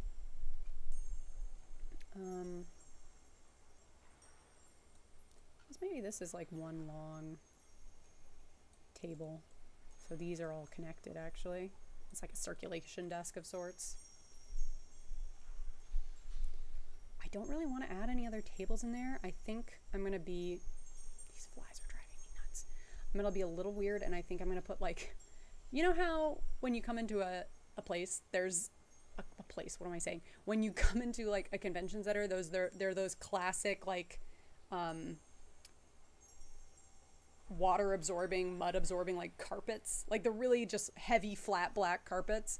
I think we're gonna put some of those down in here, which I actually might grab the object carpet instead.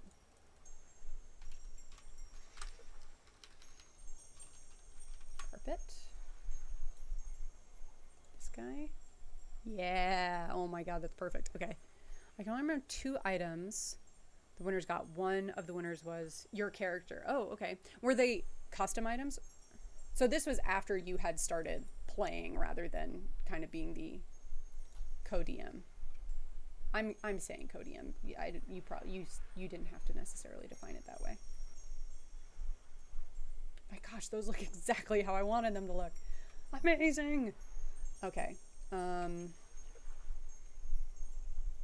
Should the stairs be wood? No, because they're gonna blend too much. Man, I think we're into the nitty-gritty. I kind of got to do the outside, and then we're into the nitty-gritty of like decorating all those tables. Yes, items of my own design. Previous DM wanted to test out in gameplay. So, with all respect to the DM of this campaign, if you were designing like a lot of custom stuff in NPCs, what were they doing as a DM? Like, what was the stuff that they're like, no, this is my thing. I'm not like, not that they were being possessive, but what was the stuff that they reserved as like, this is my DM duty? Because I would imagine like, oh, they're maybe still in charge of, like the combats and the overall arc. But I'm interested to see how they, defined that. Okay, so outside, we would have for sure some concrete slabs. I think this is an ideal place for concrete. One thing I'm really liking about the way I'm making this map so far is that I chose to separate the walls from the floor. I didn't try and use the building tool. I just went for patterned floor and then the walls. I think that's making it a lot easier to deal with all of these different things because if you put them together, it gets like a little complicated to navigate it all.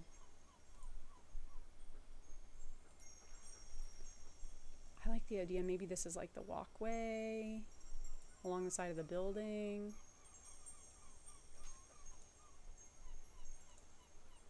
Oh God, I do not like that pattern. Okay, let's try something else. How about this one? And let's make it fun. Let's make it like a reddish brick. Like a nice, that might be a little dark. Take it like there.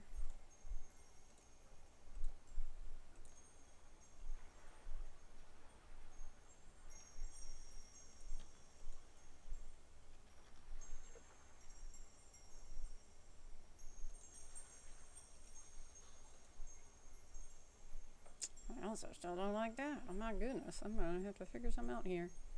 Maybe it's more like a undo cobblestone. What does this look like before I do the whole thing?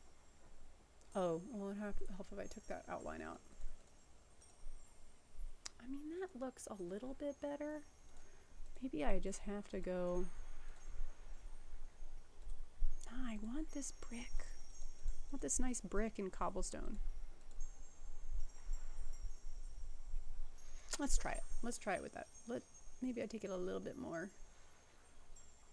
Just a touch more colorful. Okay.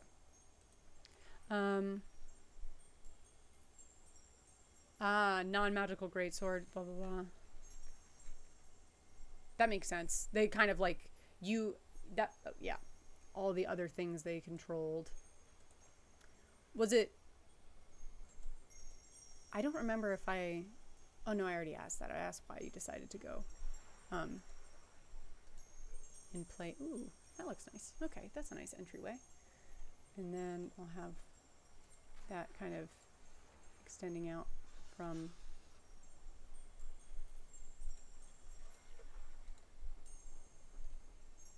leading to, there's probably a patio area over here.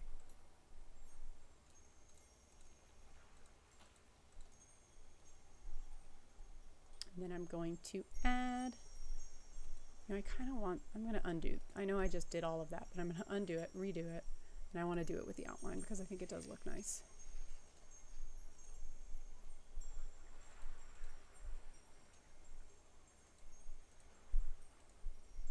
Okay.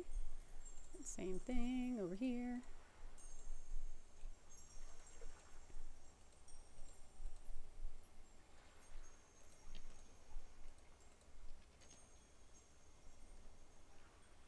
Awesome. And then got to get some grass and greenery.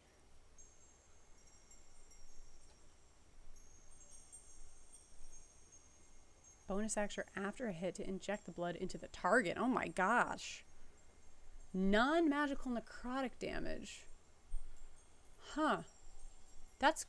It's like a needle. That's so gross. I hate needles, but a cool weapon design is, I've definitely never heard of anything like that before. Yay, grass. That's what I wanted. Does that look better? I think I like that nice green grass. Yay. Okay, and then I'm gonna put a little railing in path tool. Is that the way we want? No. Little fence.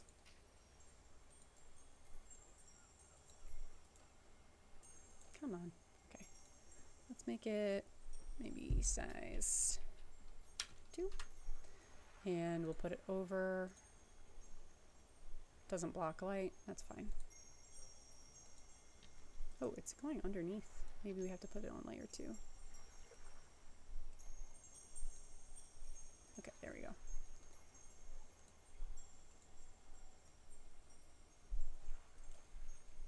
Nice. And then I don't really want to have those on this side. I'm just gonna, because that does make sense, but they wouldn't want people coming right up to the side of the building. I would put some plants out here. I'm trying to decide if I want like potted, I think maybe the front is more chaotic, and then at the back I'm gonna have like potted plants. Plant. Okay, what do we like? Okay, well let me go ahead and grab these since we've already found them right at the top here.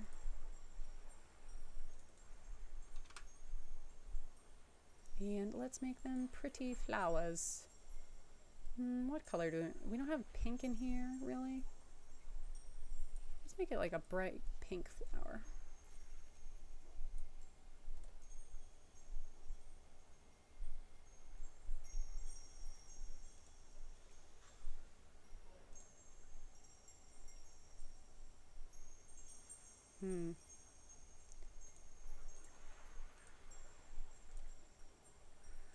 Looks a little weird. Because I think I just want it to be like a big old flower bed. Let me delete these. Grab that again. Object tool. Maybe I just make them like that.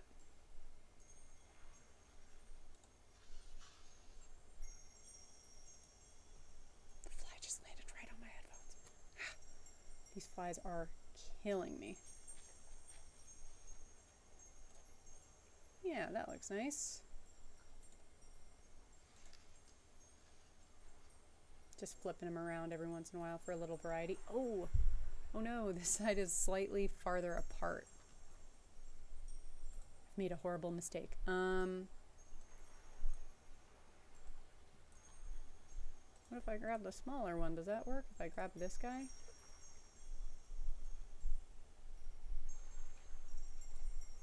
Oh, yeah, that's fine. Okay, crisis averted.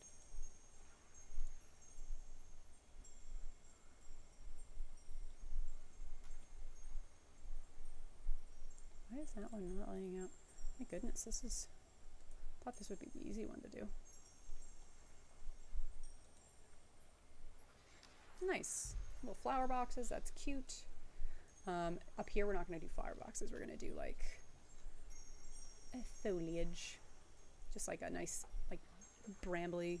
I hate needles. Yes, I do. My mind is not afraid of needles, but I have a very reptile brain reaction where I have panic attacks whenever I have to get a shot. It's pretty bad. I have to have somebody else drive me to get shots. I can't donate blood. It's that bad. Really unfortunate. After my character got kidnapped, mind controlled by a night hag. Oh no! Oh, I love a night hag though. I just used one in a campaign I was running. She used the weapon effect on herself. Ooh. Tried to break free, but it did too much damage and killed. Oh no. Oh, okay, so you wanted to. Okay. So was it like planned, but for dramatic effect? This was how you wanted to go out? Wow, that's very dramatic. Dang, was she being like forced to harm the party and she was like, for the honor of and goodness, I must rid the world of myself, I guess. But that was a weird way to put it, but that's fine. Let's do more pink flowers. Front, just to make them match a little bit, except, actually no, let's do them yellow.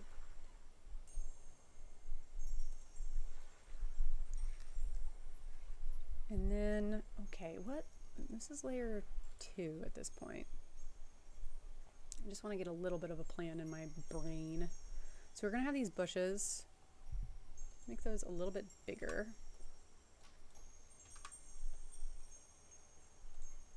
Okay, that looks better. And you're gonna be like over here.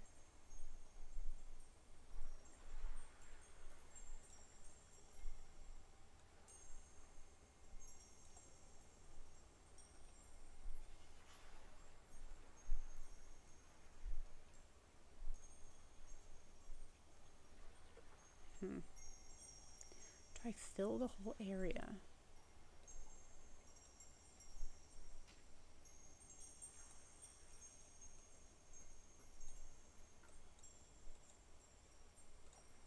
I think I fill the whole area.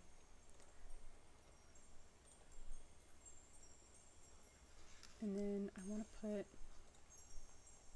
under some grass. We'll put it at degree 90 so it's all facing the same way.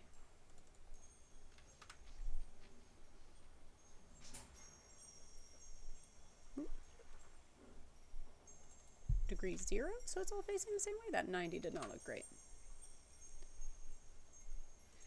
Yeah, that's better. Oh, I'm not scattering. I'm choosing all the same grass tool.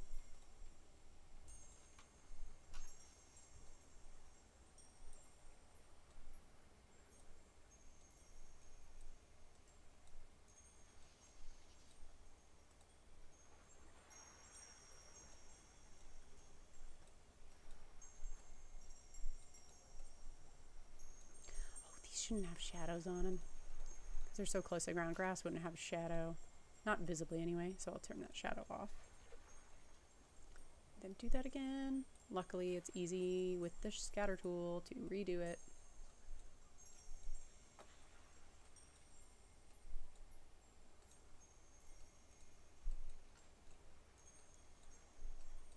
What do we got here? Party was in town and the old people went to the local time culture god tier classic Faerun. Okay, right, Faerun, Forgotten Realms. Check-in of sorts. Get kidnapped while asleep. Dang. Well, why did you decide to change characters? Did you just think one of them like had finished their arc, or you were just looking to play a different character type?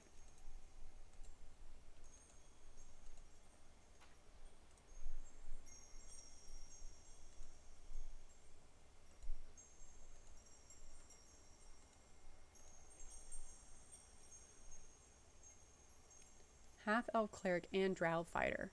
Ooh. Well, then why did you switch if you liked her? I don't understand. I don't understand why you did this to yourself.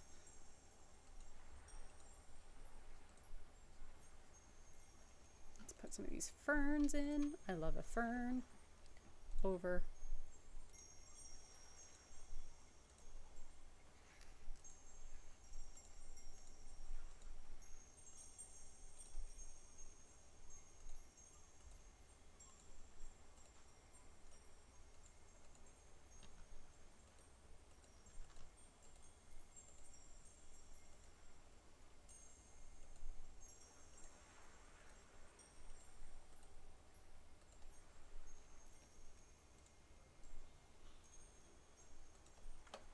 And then I think I'm going to grab some trees to put in the front. Palm tree? That's a classic. I do love a little classic palm tree. I think that could look nice at the front of the building. And I think it's pretty safe to plant palm trees near, like, near buildings. Like, they're not a falling risk. Okay. This I'm going to put over the top of the wall.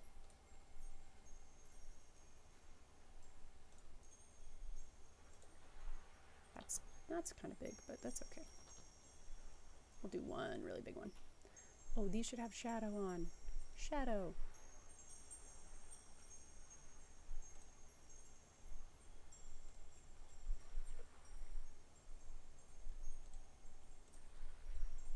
Wow, that one's even bigger.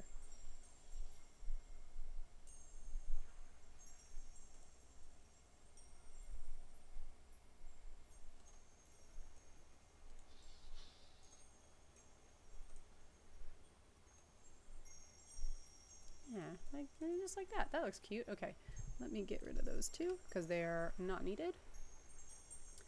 Wow, this is great. I'm so excited by this. There'd probably be a queue to get in, so I got to do a little queue line with my path tool. No, would it be a wall tool? Well, if it's a wall tool, it's going to block light. I don't want that, so I want to do path tool. Maybe it would be. Oh, but you know what we could do? We could do like posts with ropes. Okay. Or chains. My goodness. We're getting real wild now. We're getting a little creative. Let's see. What looks like just like a basic. This one I think looks okay. It's a little complicated, but it also looks like it would have like a chain hook to it.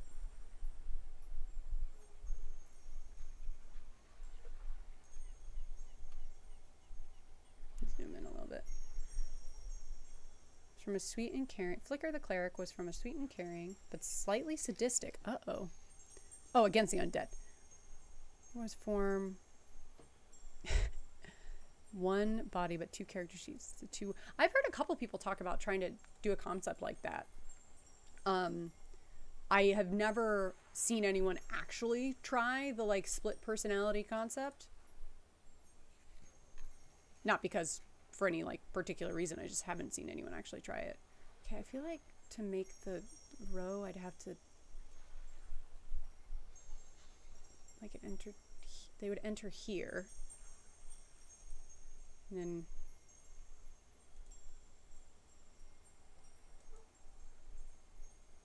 go like that, and then come back the other way.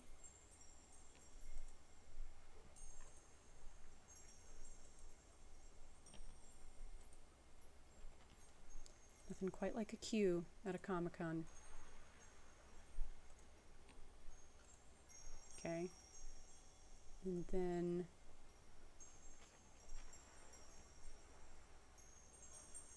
I think it would like come back this way. And then it would let out there. That'd be like where it stops. Okay. Let me grab a rope. These are all a little big. It's fine. If I make them any smaller, they're going to be too hard to see. And I'll be frustrated with them. How big is that? Too big. Let's do that That's okay. Oh, well, do I want to do chain? I do feel like a chain is more accurate to like how people have little queuing lines.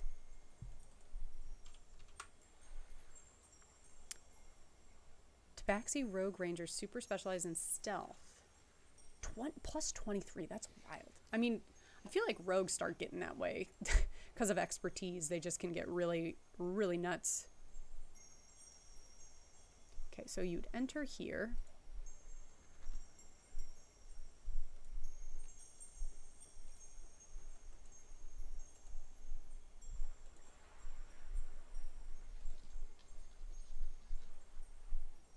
I should not have.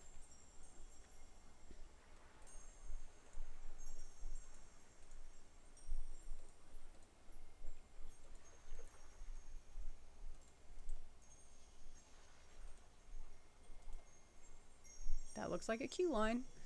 I might move this one like here to show where people should enter. All right, then path tool. And then edit points. There we go. That looks good. Wow, this is this is really turning into something. Okay, so it looks like the only thing left is the big task of creating these tables. Before I do that, I'm gonna go ahead and add in the paintings or the frames behind the acting area because they would have that. Get two. And these we're going to make a bunch of fun colors.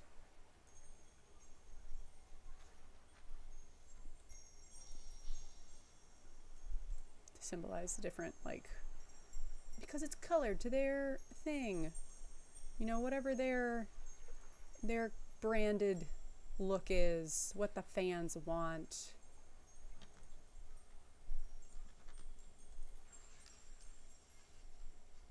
I'll do one in like a gray. This one was in a lot of horror movies, maybe.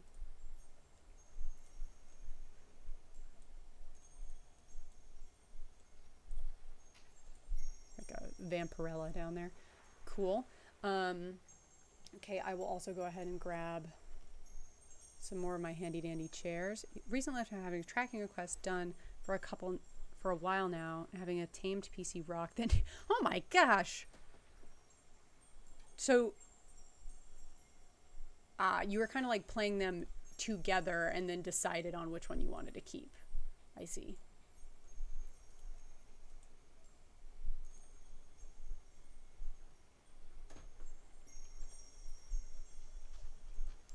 And then let's put this under send to back. Undo. Undo. Undo. What just happened? Redo.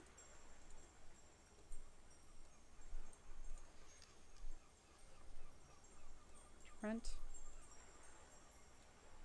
What happens if I just send this to back? Ooh, it doesn't want to do it. Oh, because those tables are on level 1. Okay, I'm gonna need to move these back because it just otherwise there's just no space.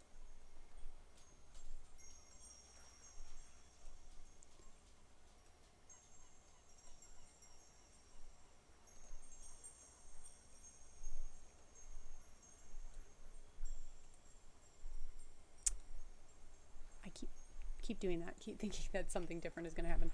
Keep sending it to back. Paste. Layer 1. That's what I wanted to do.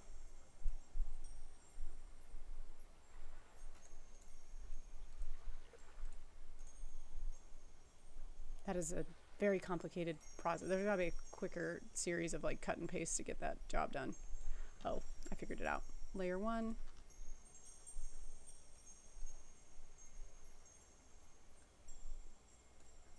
Put some of them at an angle, you know, just in case maybe somebody just got up or they're chatting. I'll have these two be chatting. They're friends. This one is being antisocial. They've like pushed back. And then to make this quicker, we're gonna shift, shift, shift. and then bring to front. Gotta move this one back to layer 1. Great. Cool, okay. If I want to be real specific, I'm gonna get a torch. I love using these little torches to make things make sense to me. Shadow on, reduce the size of that to turn this into a frame. Gotta turn off snapping. So that like makes it look like it's little stand legs. Felt that the rock ruined opportunities for stealthing around. Oh, so your characters were kind of and relying too much on the rock's DP. Okay, yeah. So the rock belonged to the rogue. I see. Also, recently after having a tracking request done for a now and having a tamed rock pet that needs to be trained. So she was essentially leaving to like work on training the animal or finding a place to put it, I assume.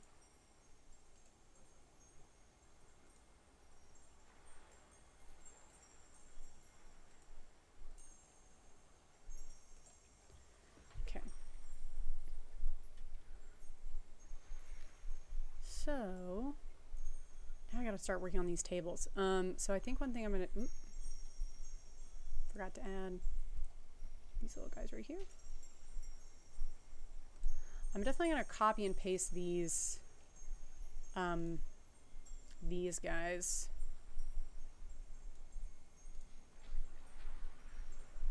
Because these will make really good backing for, we'll shrink them down a little bit. Yeah. Wow, that is really cramped. I don't know if I can convince myself that I'm okay with that spacing. I might need to move the tables a little bit farther apart.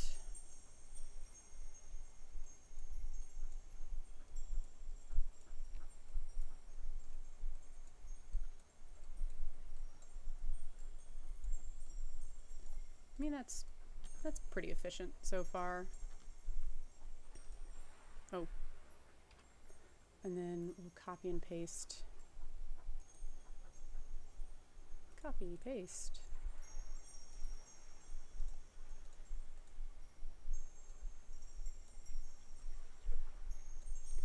And then I think we're gonna have to turn them. We'll put them back to back.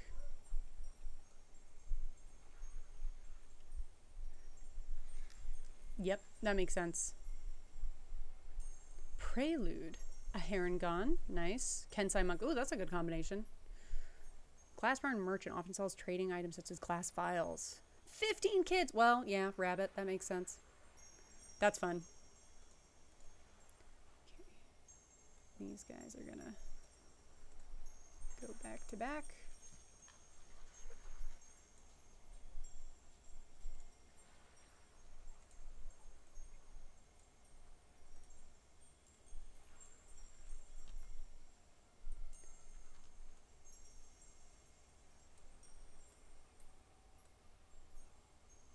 Cool, those look nice and colorful. So now I can delete these and the magic of copy and paste. Copy, paste. Take it. Oop. Undo. Snapping back on, that's what I need. And then these I'm gonna move out slightly.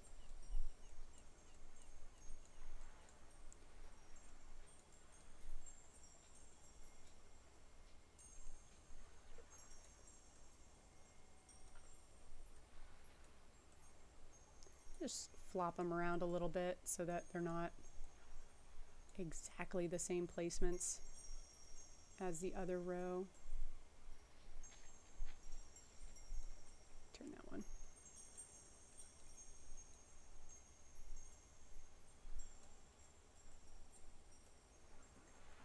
Cool. Really high on stats too. 2 17s. Oh man. That's bananas. That character would be very broken. Then I think for this wall, copy. Let me copy and paste some of these guys. Actually, let me just go back to the frame because at this point it might not be more efficient to copy and paste. Let's grab this. I want all of these to be the same color, so let's do. I kind of like that orange. Nah, it's not poppy enough. Let's do a bright mint green over here, and let's make it huge. I'll put this one above walls. Turn off snapping, because this is their big display. And then we'll take this one and make it maybe like an orange, because I don't think we have any oranges.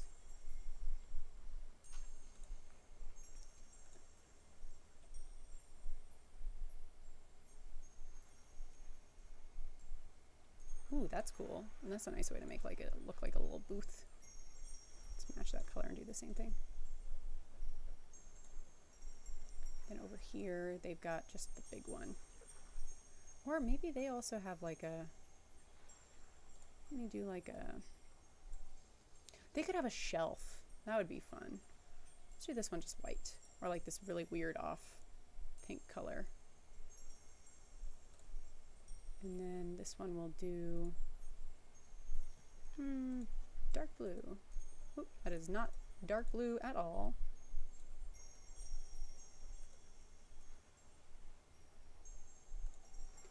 And then grab like a shelf. Well, you know, if it's a cosplay convention, we have to have somewhere that's selling cosplay, but I don't think there's enough room here, so we'll add that somewhere else. But I like the idea of them having like that little shelf. Let's turn on the shadow. And we'll grab them another shelf, but different. Cool. I don't know if I like the idea of these having a... Uh-oh. Oh no, the curse of the thing. Let me save. Oh no, it might not let me save. We might lose it. Oh, it's crashing. I can feel it crashing. Okay. Convention. Save. Okay. I'm gonna change over to another tool. And then I'm gonna come back. Oh no, it's doing that thing. I hate when it does this.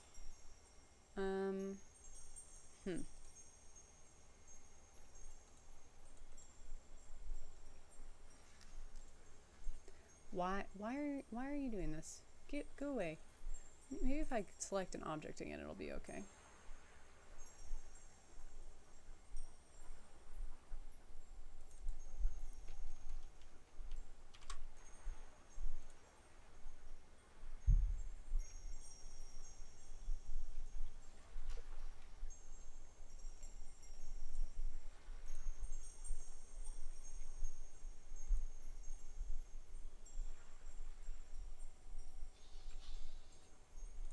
Her greatest weakness is knockback.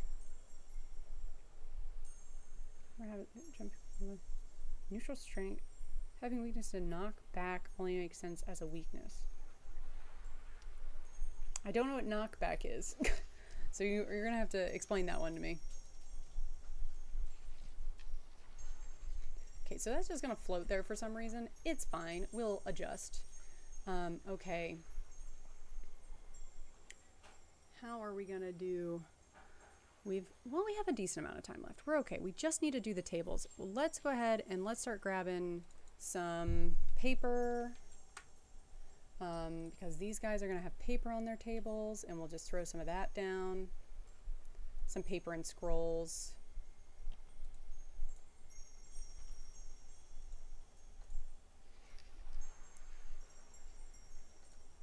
Showing a little personality with how they're laid out, obviously. And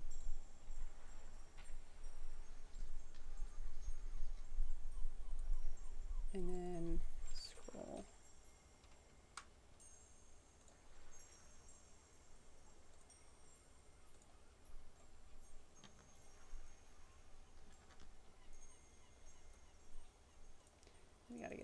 have pens.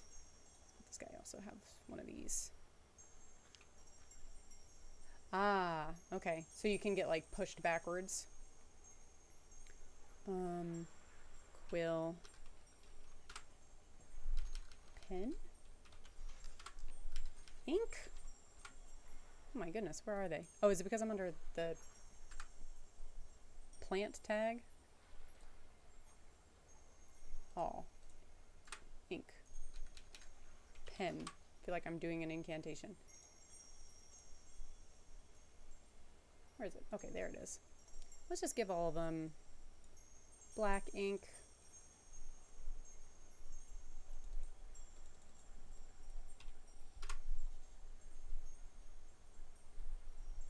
I see, so you get thrown back even farther. That makes sense.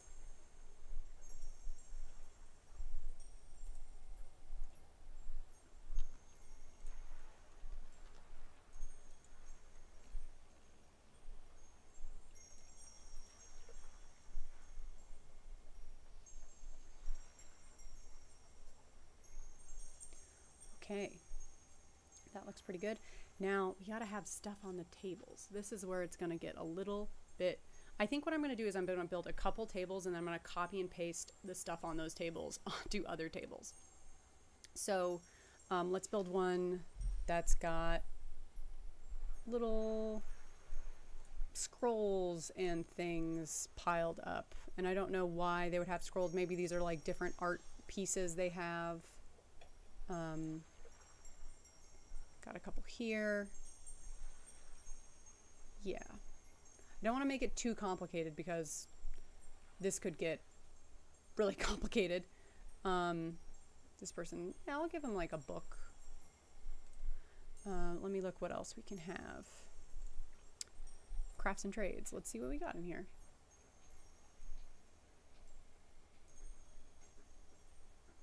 Oh, I'm just going to grab that table. You know what? I'm actually going to go ahead and place that as one of these tables right now.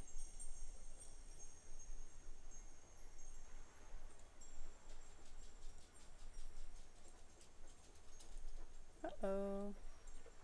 What's happening? I think I've put too many objects on here.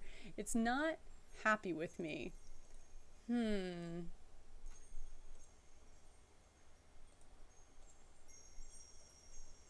Well, I'm gonna keep building things and see as far as we get. And maybe this will be a map that I start today and come back another day.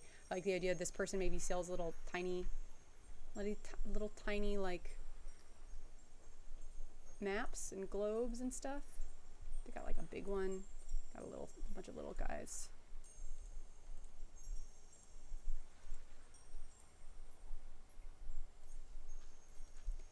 It's a little display they have. What else do we sell? People obviously sell books. I'm kind of imagining that's what these people have. Let's just grab a bunch of books. I want them to be like closed. Maybe that just doesn't work though. Maybe it just does not want to have that for me. Maybe they're like showing off the covers. Like maybe they did the artwork on the covers. I buy it.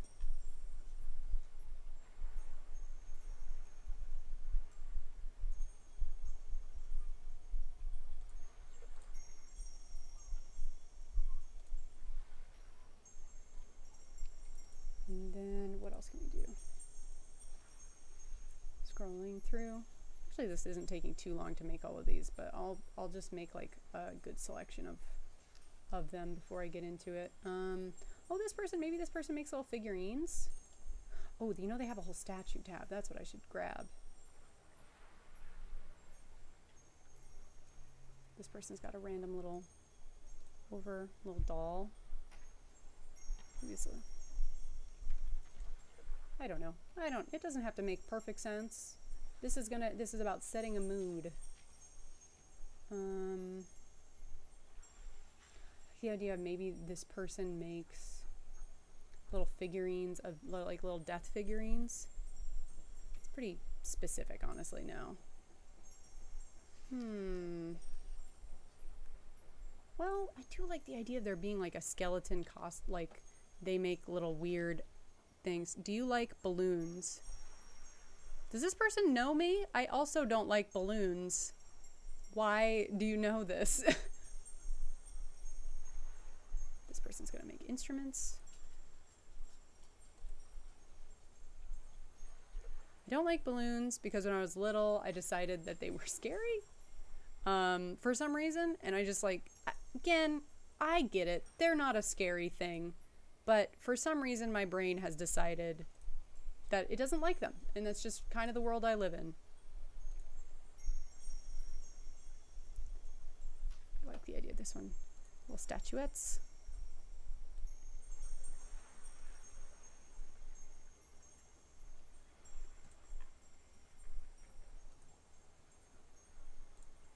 These are like these beautiful carved like action hero statues.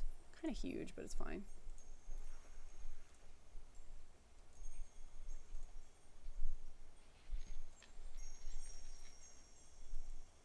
Oh, that's right. It doesn't like me moving stuff. We're gonna get this to a stopping point. I do like them, but my cuddly Eevee loves them a lot. Is that your Pokemon or your pet? Do you have a pet named Eevee?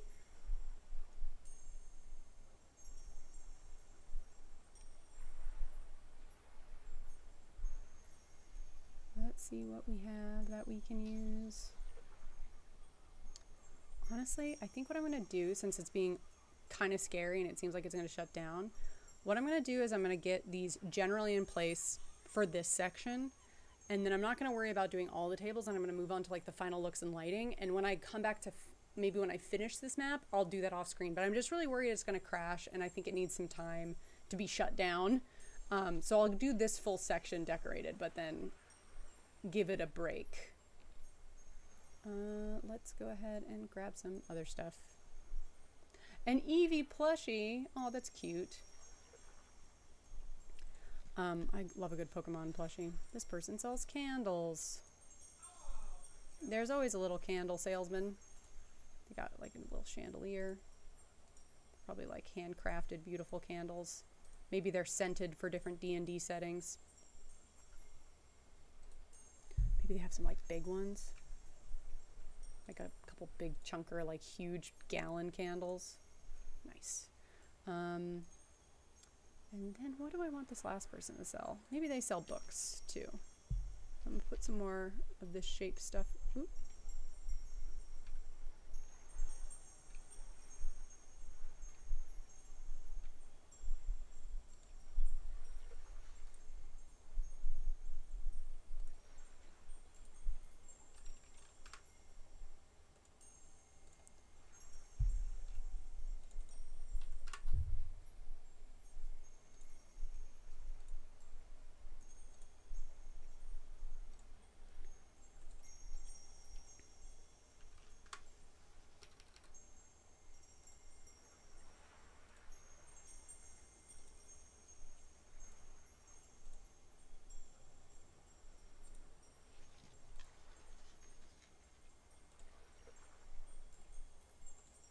Let me get some chairs.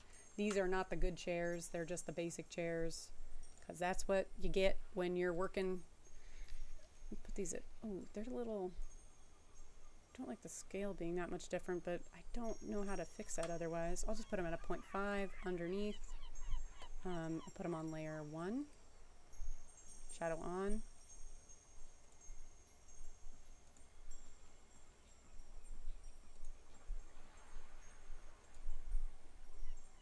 I'll go ahead and throw chairs on all of them.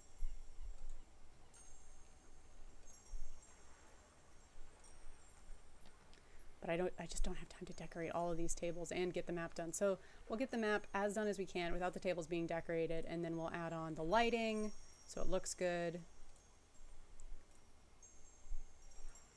It's a very ambitious map. As soon as you start adding in a lot of like decorations, it always ends up being a lot more complicated.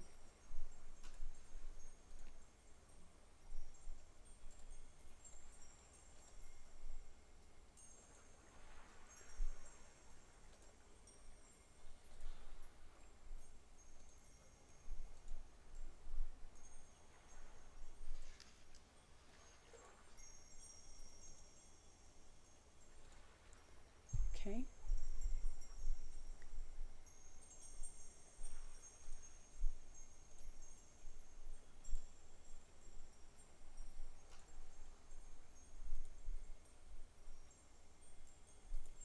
Nice. Okay, I'm gonna put some chairs out here. This is kind of like the welcome area, people making sure you know where you're going.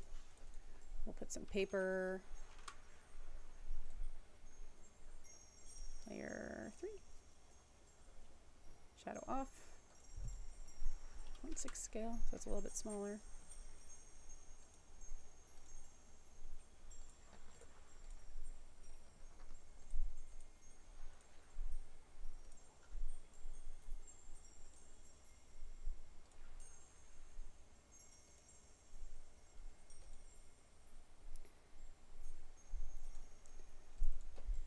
And what else could be here?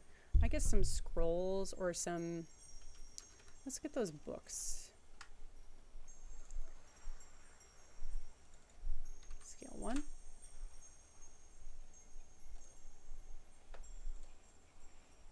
Maybe this is like a program guide. So let's make all of these books the same color and size, just about.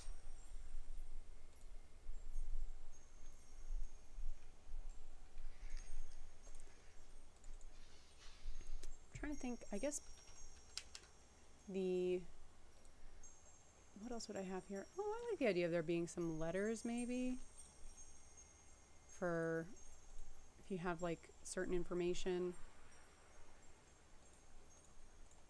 Maybe particular guests get certain things when they come in.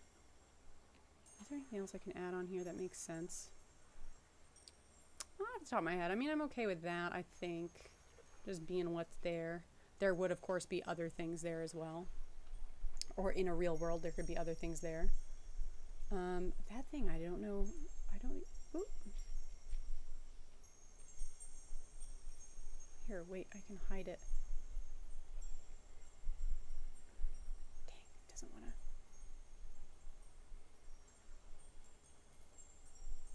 Weird. Oh, I'll figure that out later.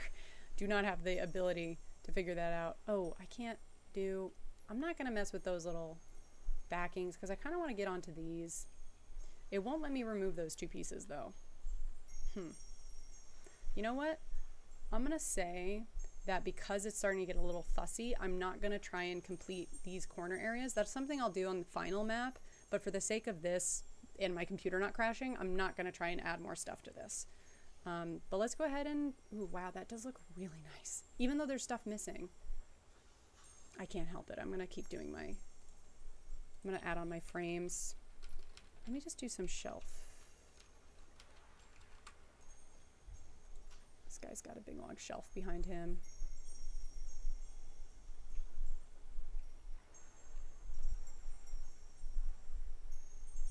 Maybe they're sharing a shelf. And then this guy's gonna have some cosplay stuff. Oh, actually, you know what? I'm gonna make one of these like a big cosplay booth because that makes sense given the fact that like the hook for the adventure we talked about is that like the cosplay comes to life. So like maybe one of these huge booths is like a big cosplay booth where you can come and like check out all this cool armor and shit.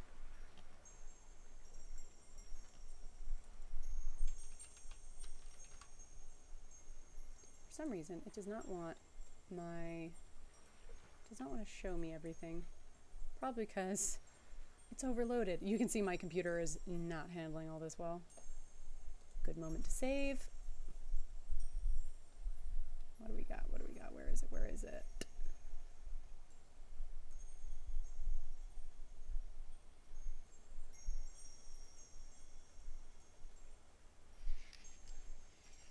There's like a...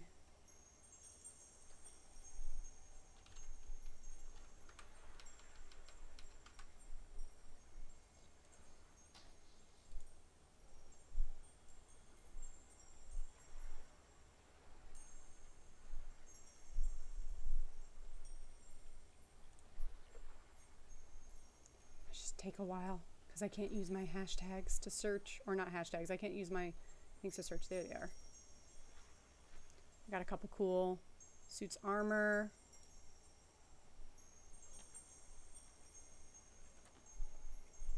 Different colors. You can like come and look at. And then they'd have those frames. Oh, I still like the idea of them having like a carpet though. Like as part of the decor, they've got like these cool, like aesthetically placed cow hides.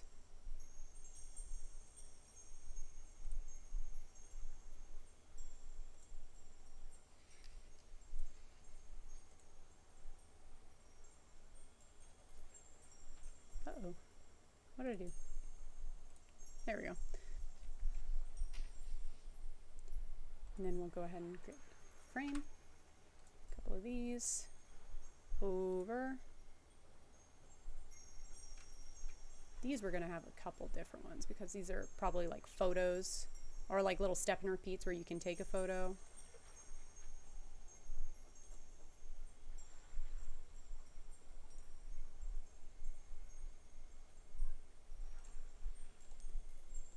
Good green one.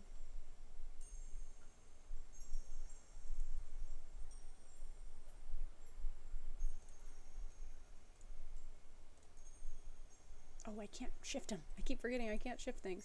Redo. Okay, that's fine. I'll leave it like that. And then I was going to put some frames over here. So they got their big backup frame behind the booth. These ones, they're going to put theirs at an angle. No, they'll put them like, maybe just like at a slight angle to differentiate whose is whose. They collaborated.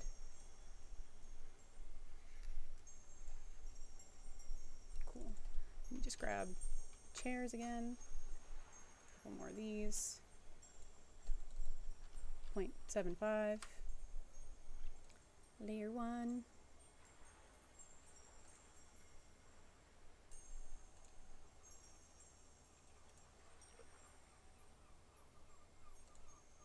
And I'm not going to go through and decor all of that. Now that I have that one done, I do want to put some stuff on this one. What can I quickly do with this one? Maybe it's big action figures? Or not big action figures, but like big, huge like models of different characters that you can come and take pictures with. That'd be cool. So let's grab this one. Put it on layer 3. So again, kind of like a photo area.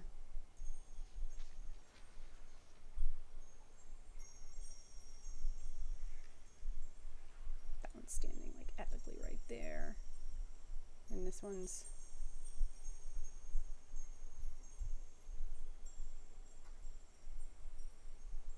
facing out that way. And let's get one more. Oh, well, I don't want them to be the same color.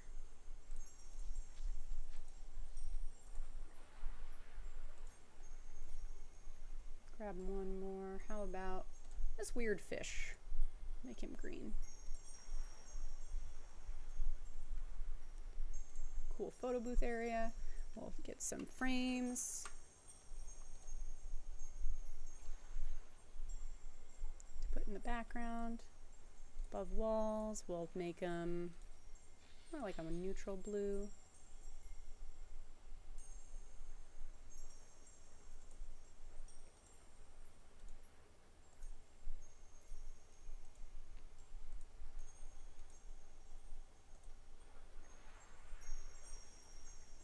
So their pictures look good. Okay, I think that's about everything I can add right now because I don't want to mess with that.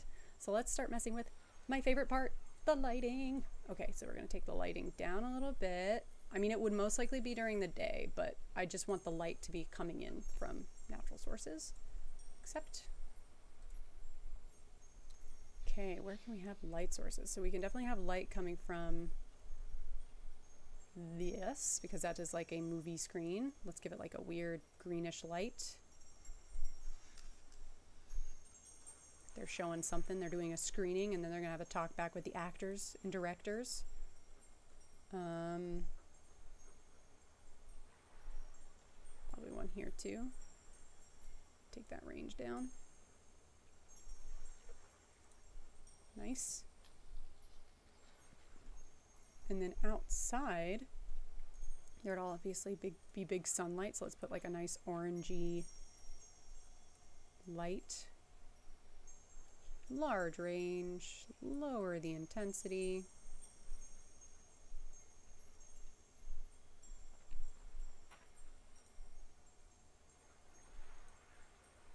And maybe more purple on the other side. Purple or blue, because it's like, well, nah, let's do the same color. Because it looks a little weird. If they're not matching, it looks like it's two different, like one side of the building is opening onto a different plane. Okay, now we're gonna have to back this up as much as possible. Now, which direction is the sun coming from? Probably over here.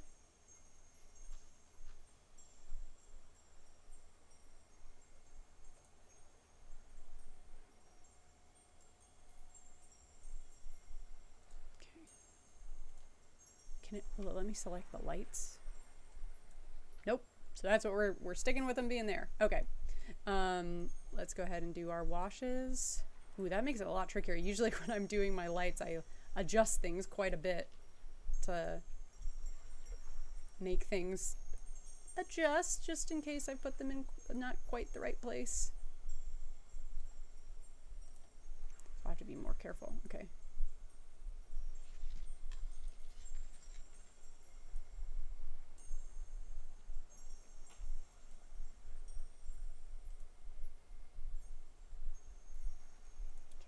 There's that light.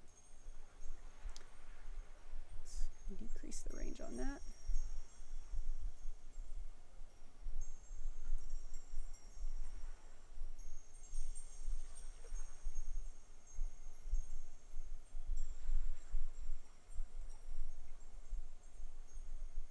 Kind of like that it's a little bit dappled down the hallway, so maybe I'll leave that as it is.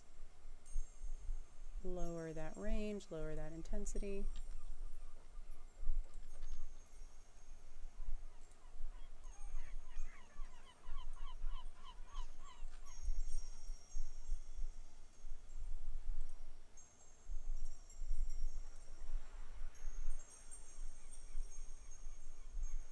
Okay, now I definitely want some individual colorful light sources within this room, making it pop a little bit.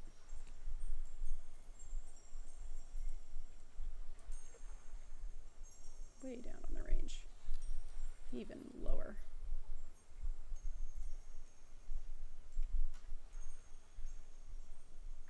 Maybe I just have like some colors emanating out from different booths. So let's take, this one's got like a purple, blue,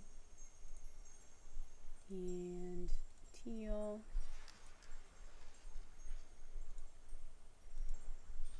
Yellow.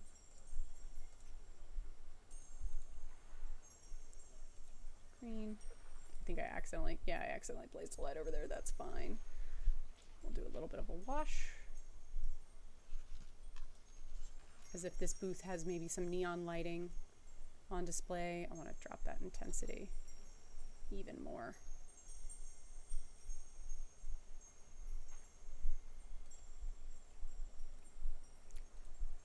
This one's got like a pink tint, I think.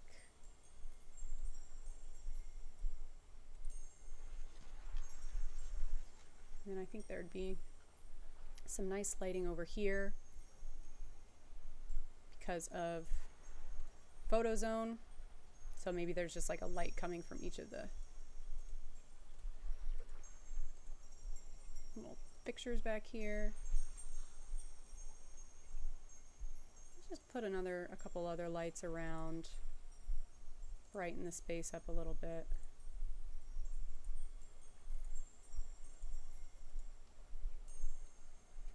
Yeah! That looks so fun! Oh my gosh, look at this convention hall we've made.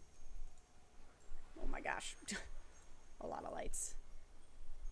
Awesome. I would definitely want to be a part of whatever this cosplay chaos one-shot is. That would actually be a very fun, like, Comic-Con themed one-shot where the cosplayers actually gain the abilities of the cosplay. Ugh.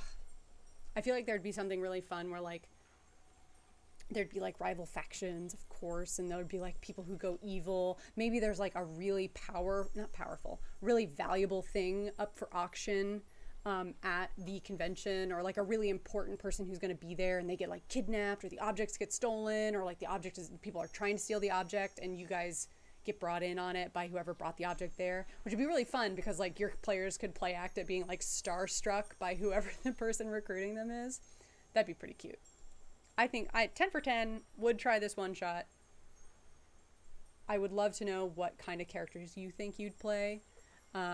In this one shot, what kind of cosplay would you be wearing? I want to add a couple little lights out front of the building because there would be lights on the front of a building. So maybe like this area.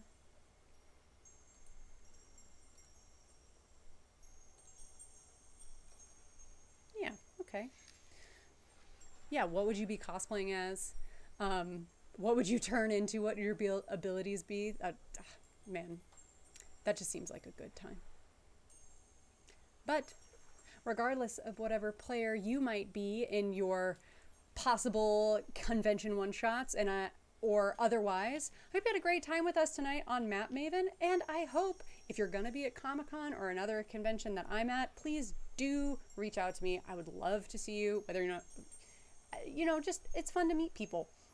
So, yeah, I think that's it. So in honor of Comic-Con, here is our convention one-shot map, Chaos Convention one-shot map, and I think it's going to be a good time.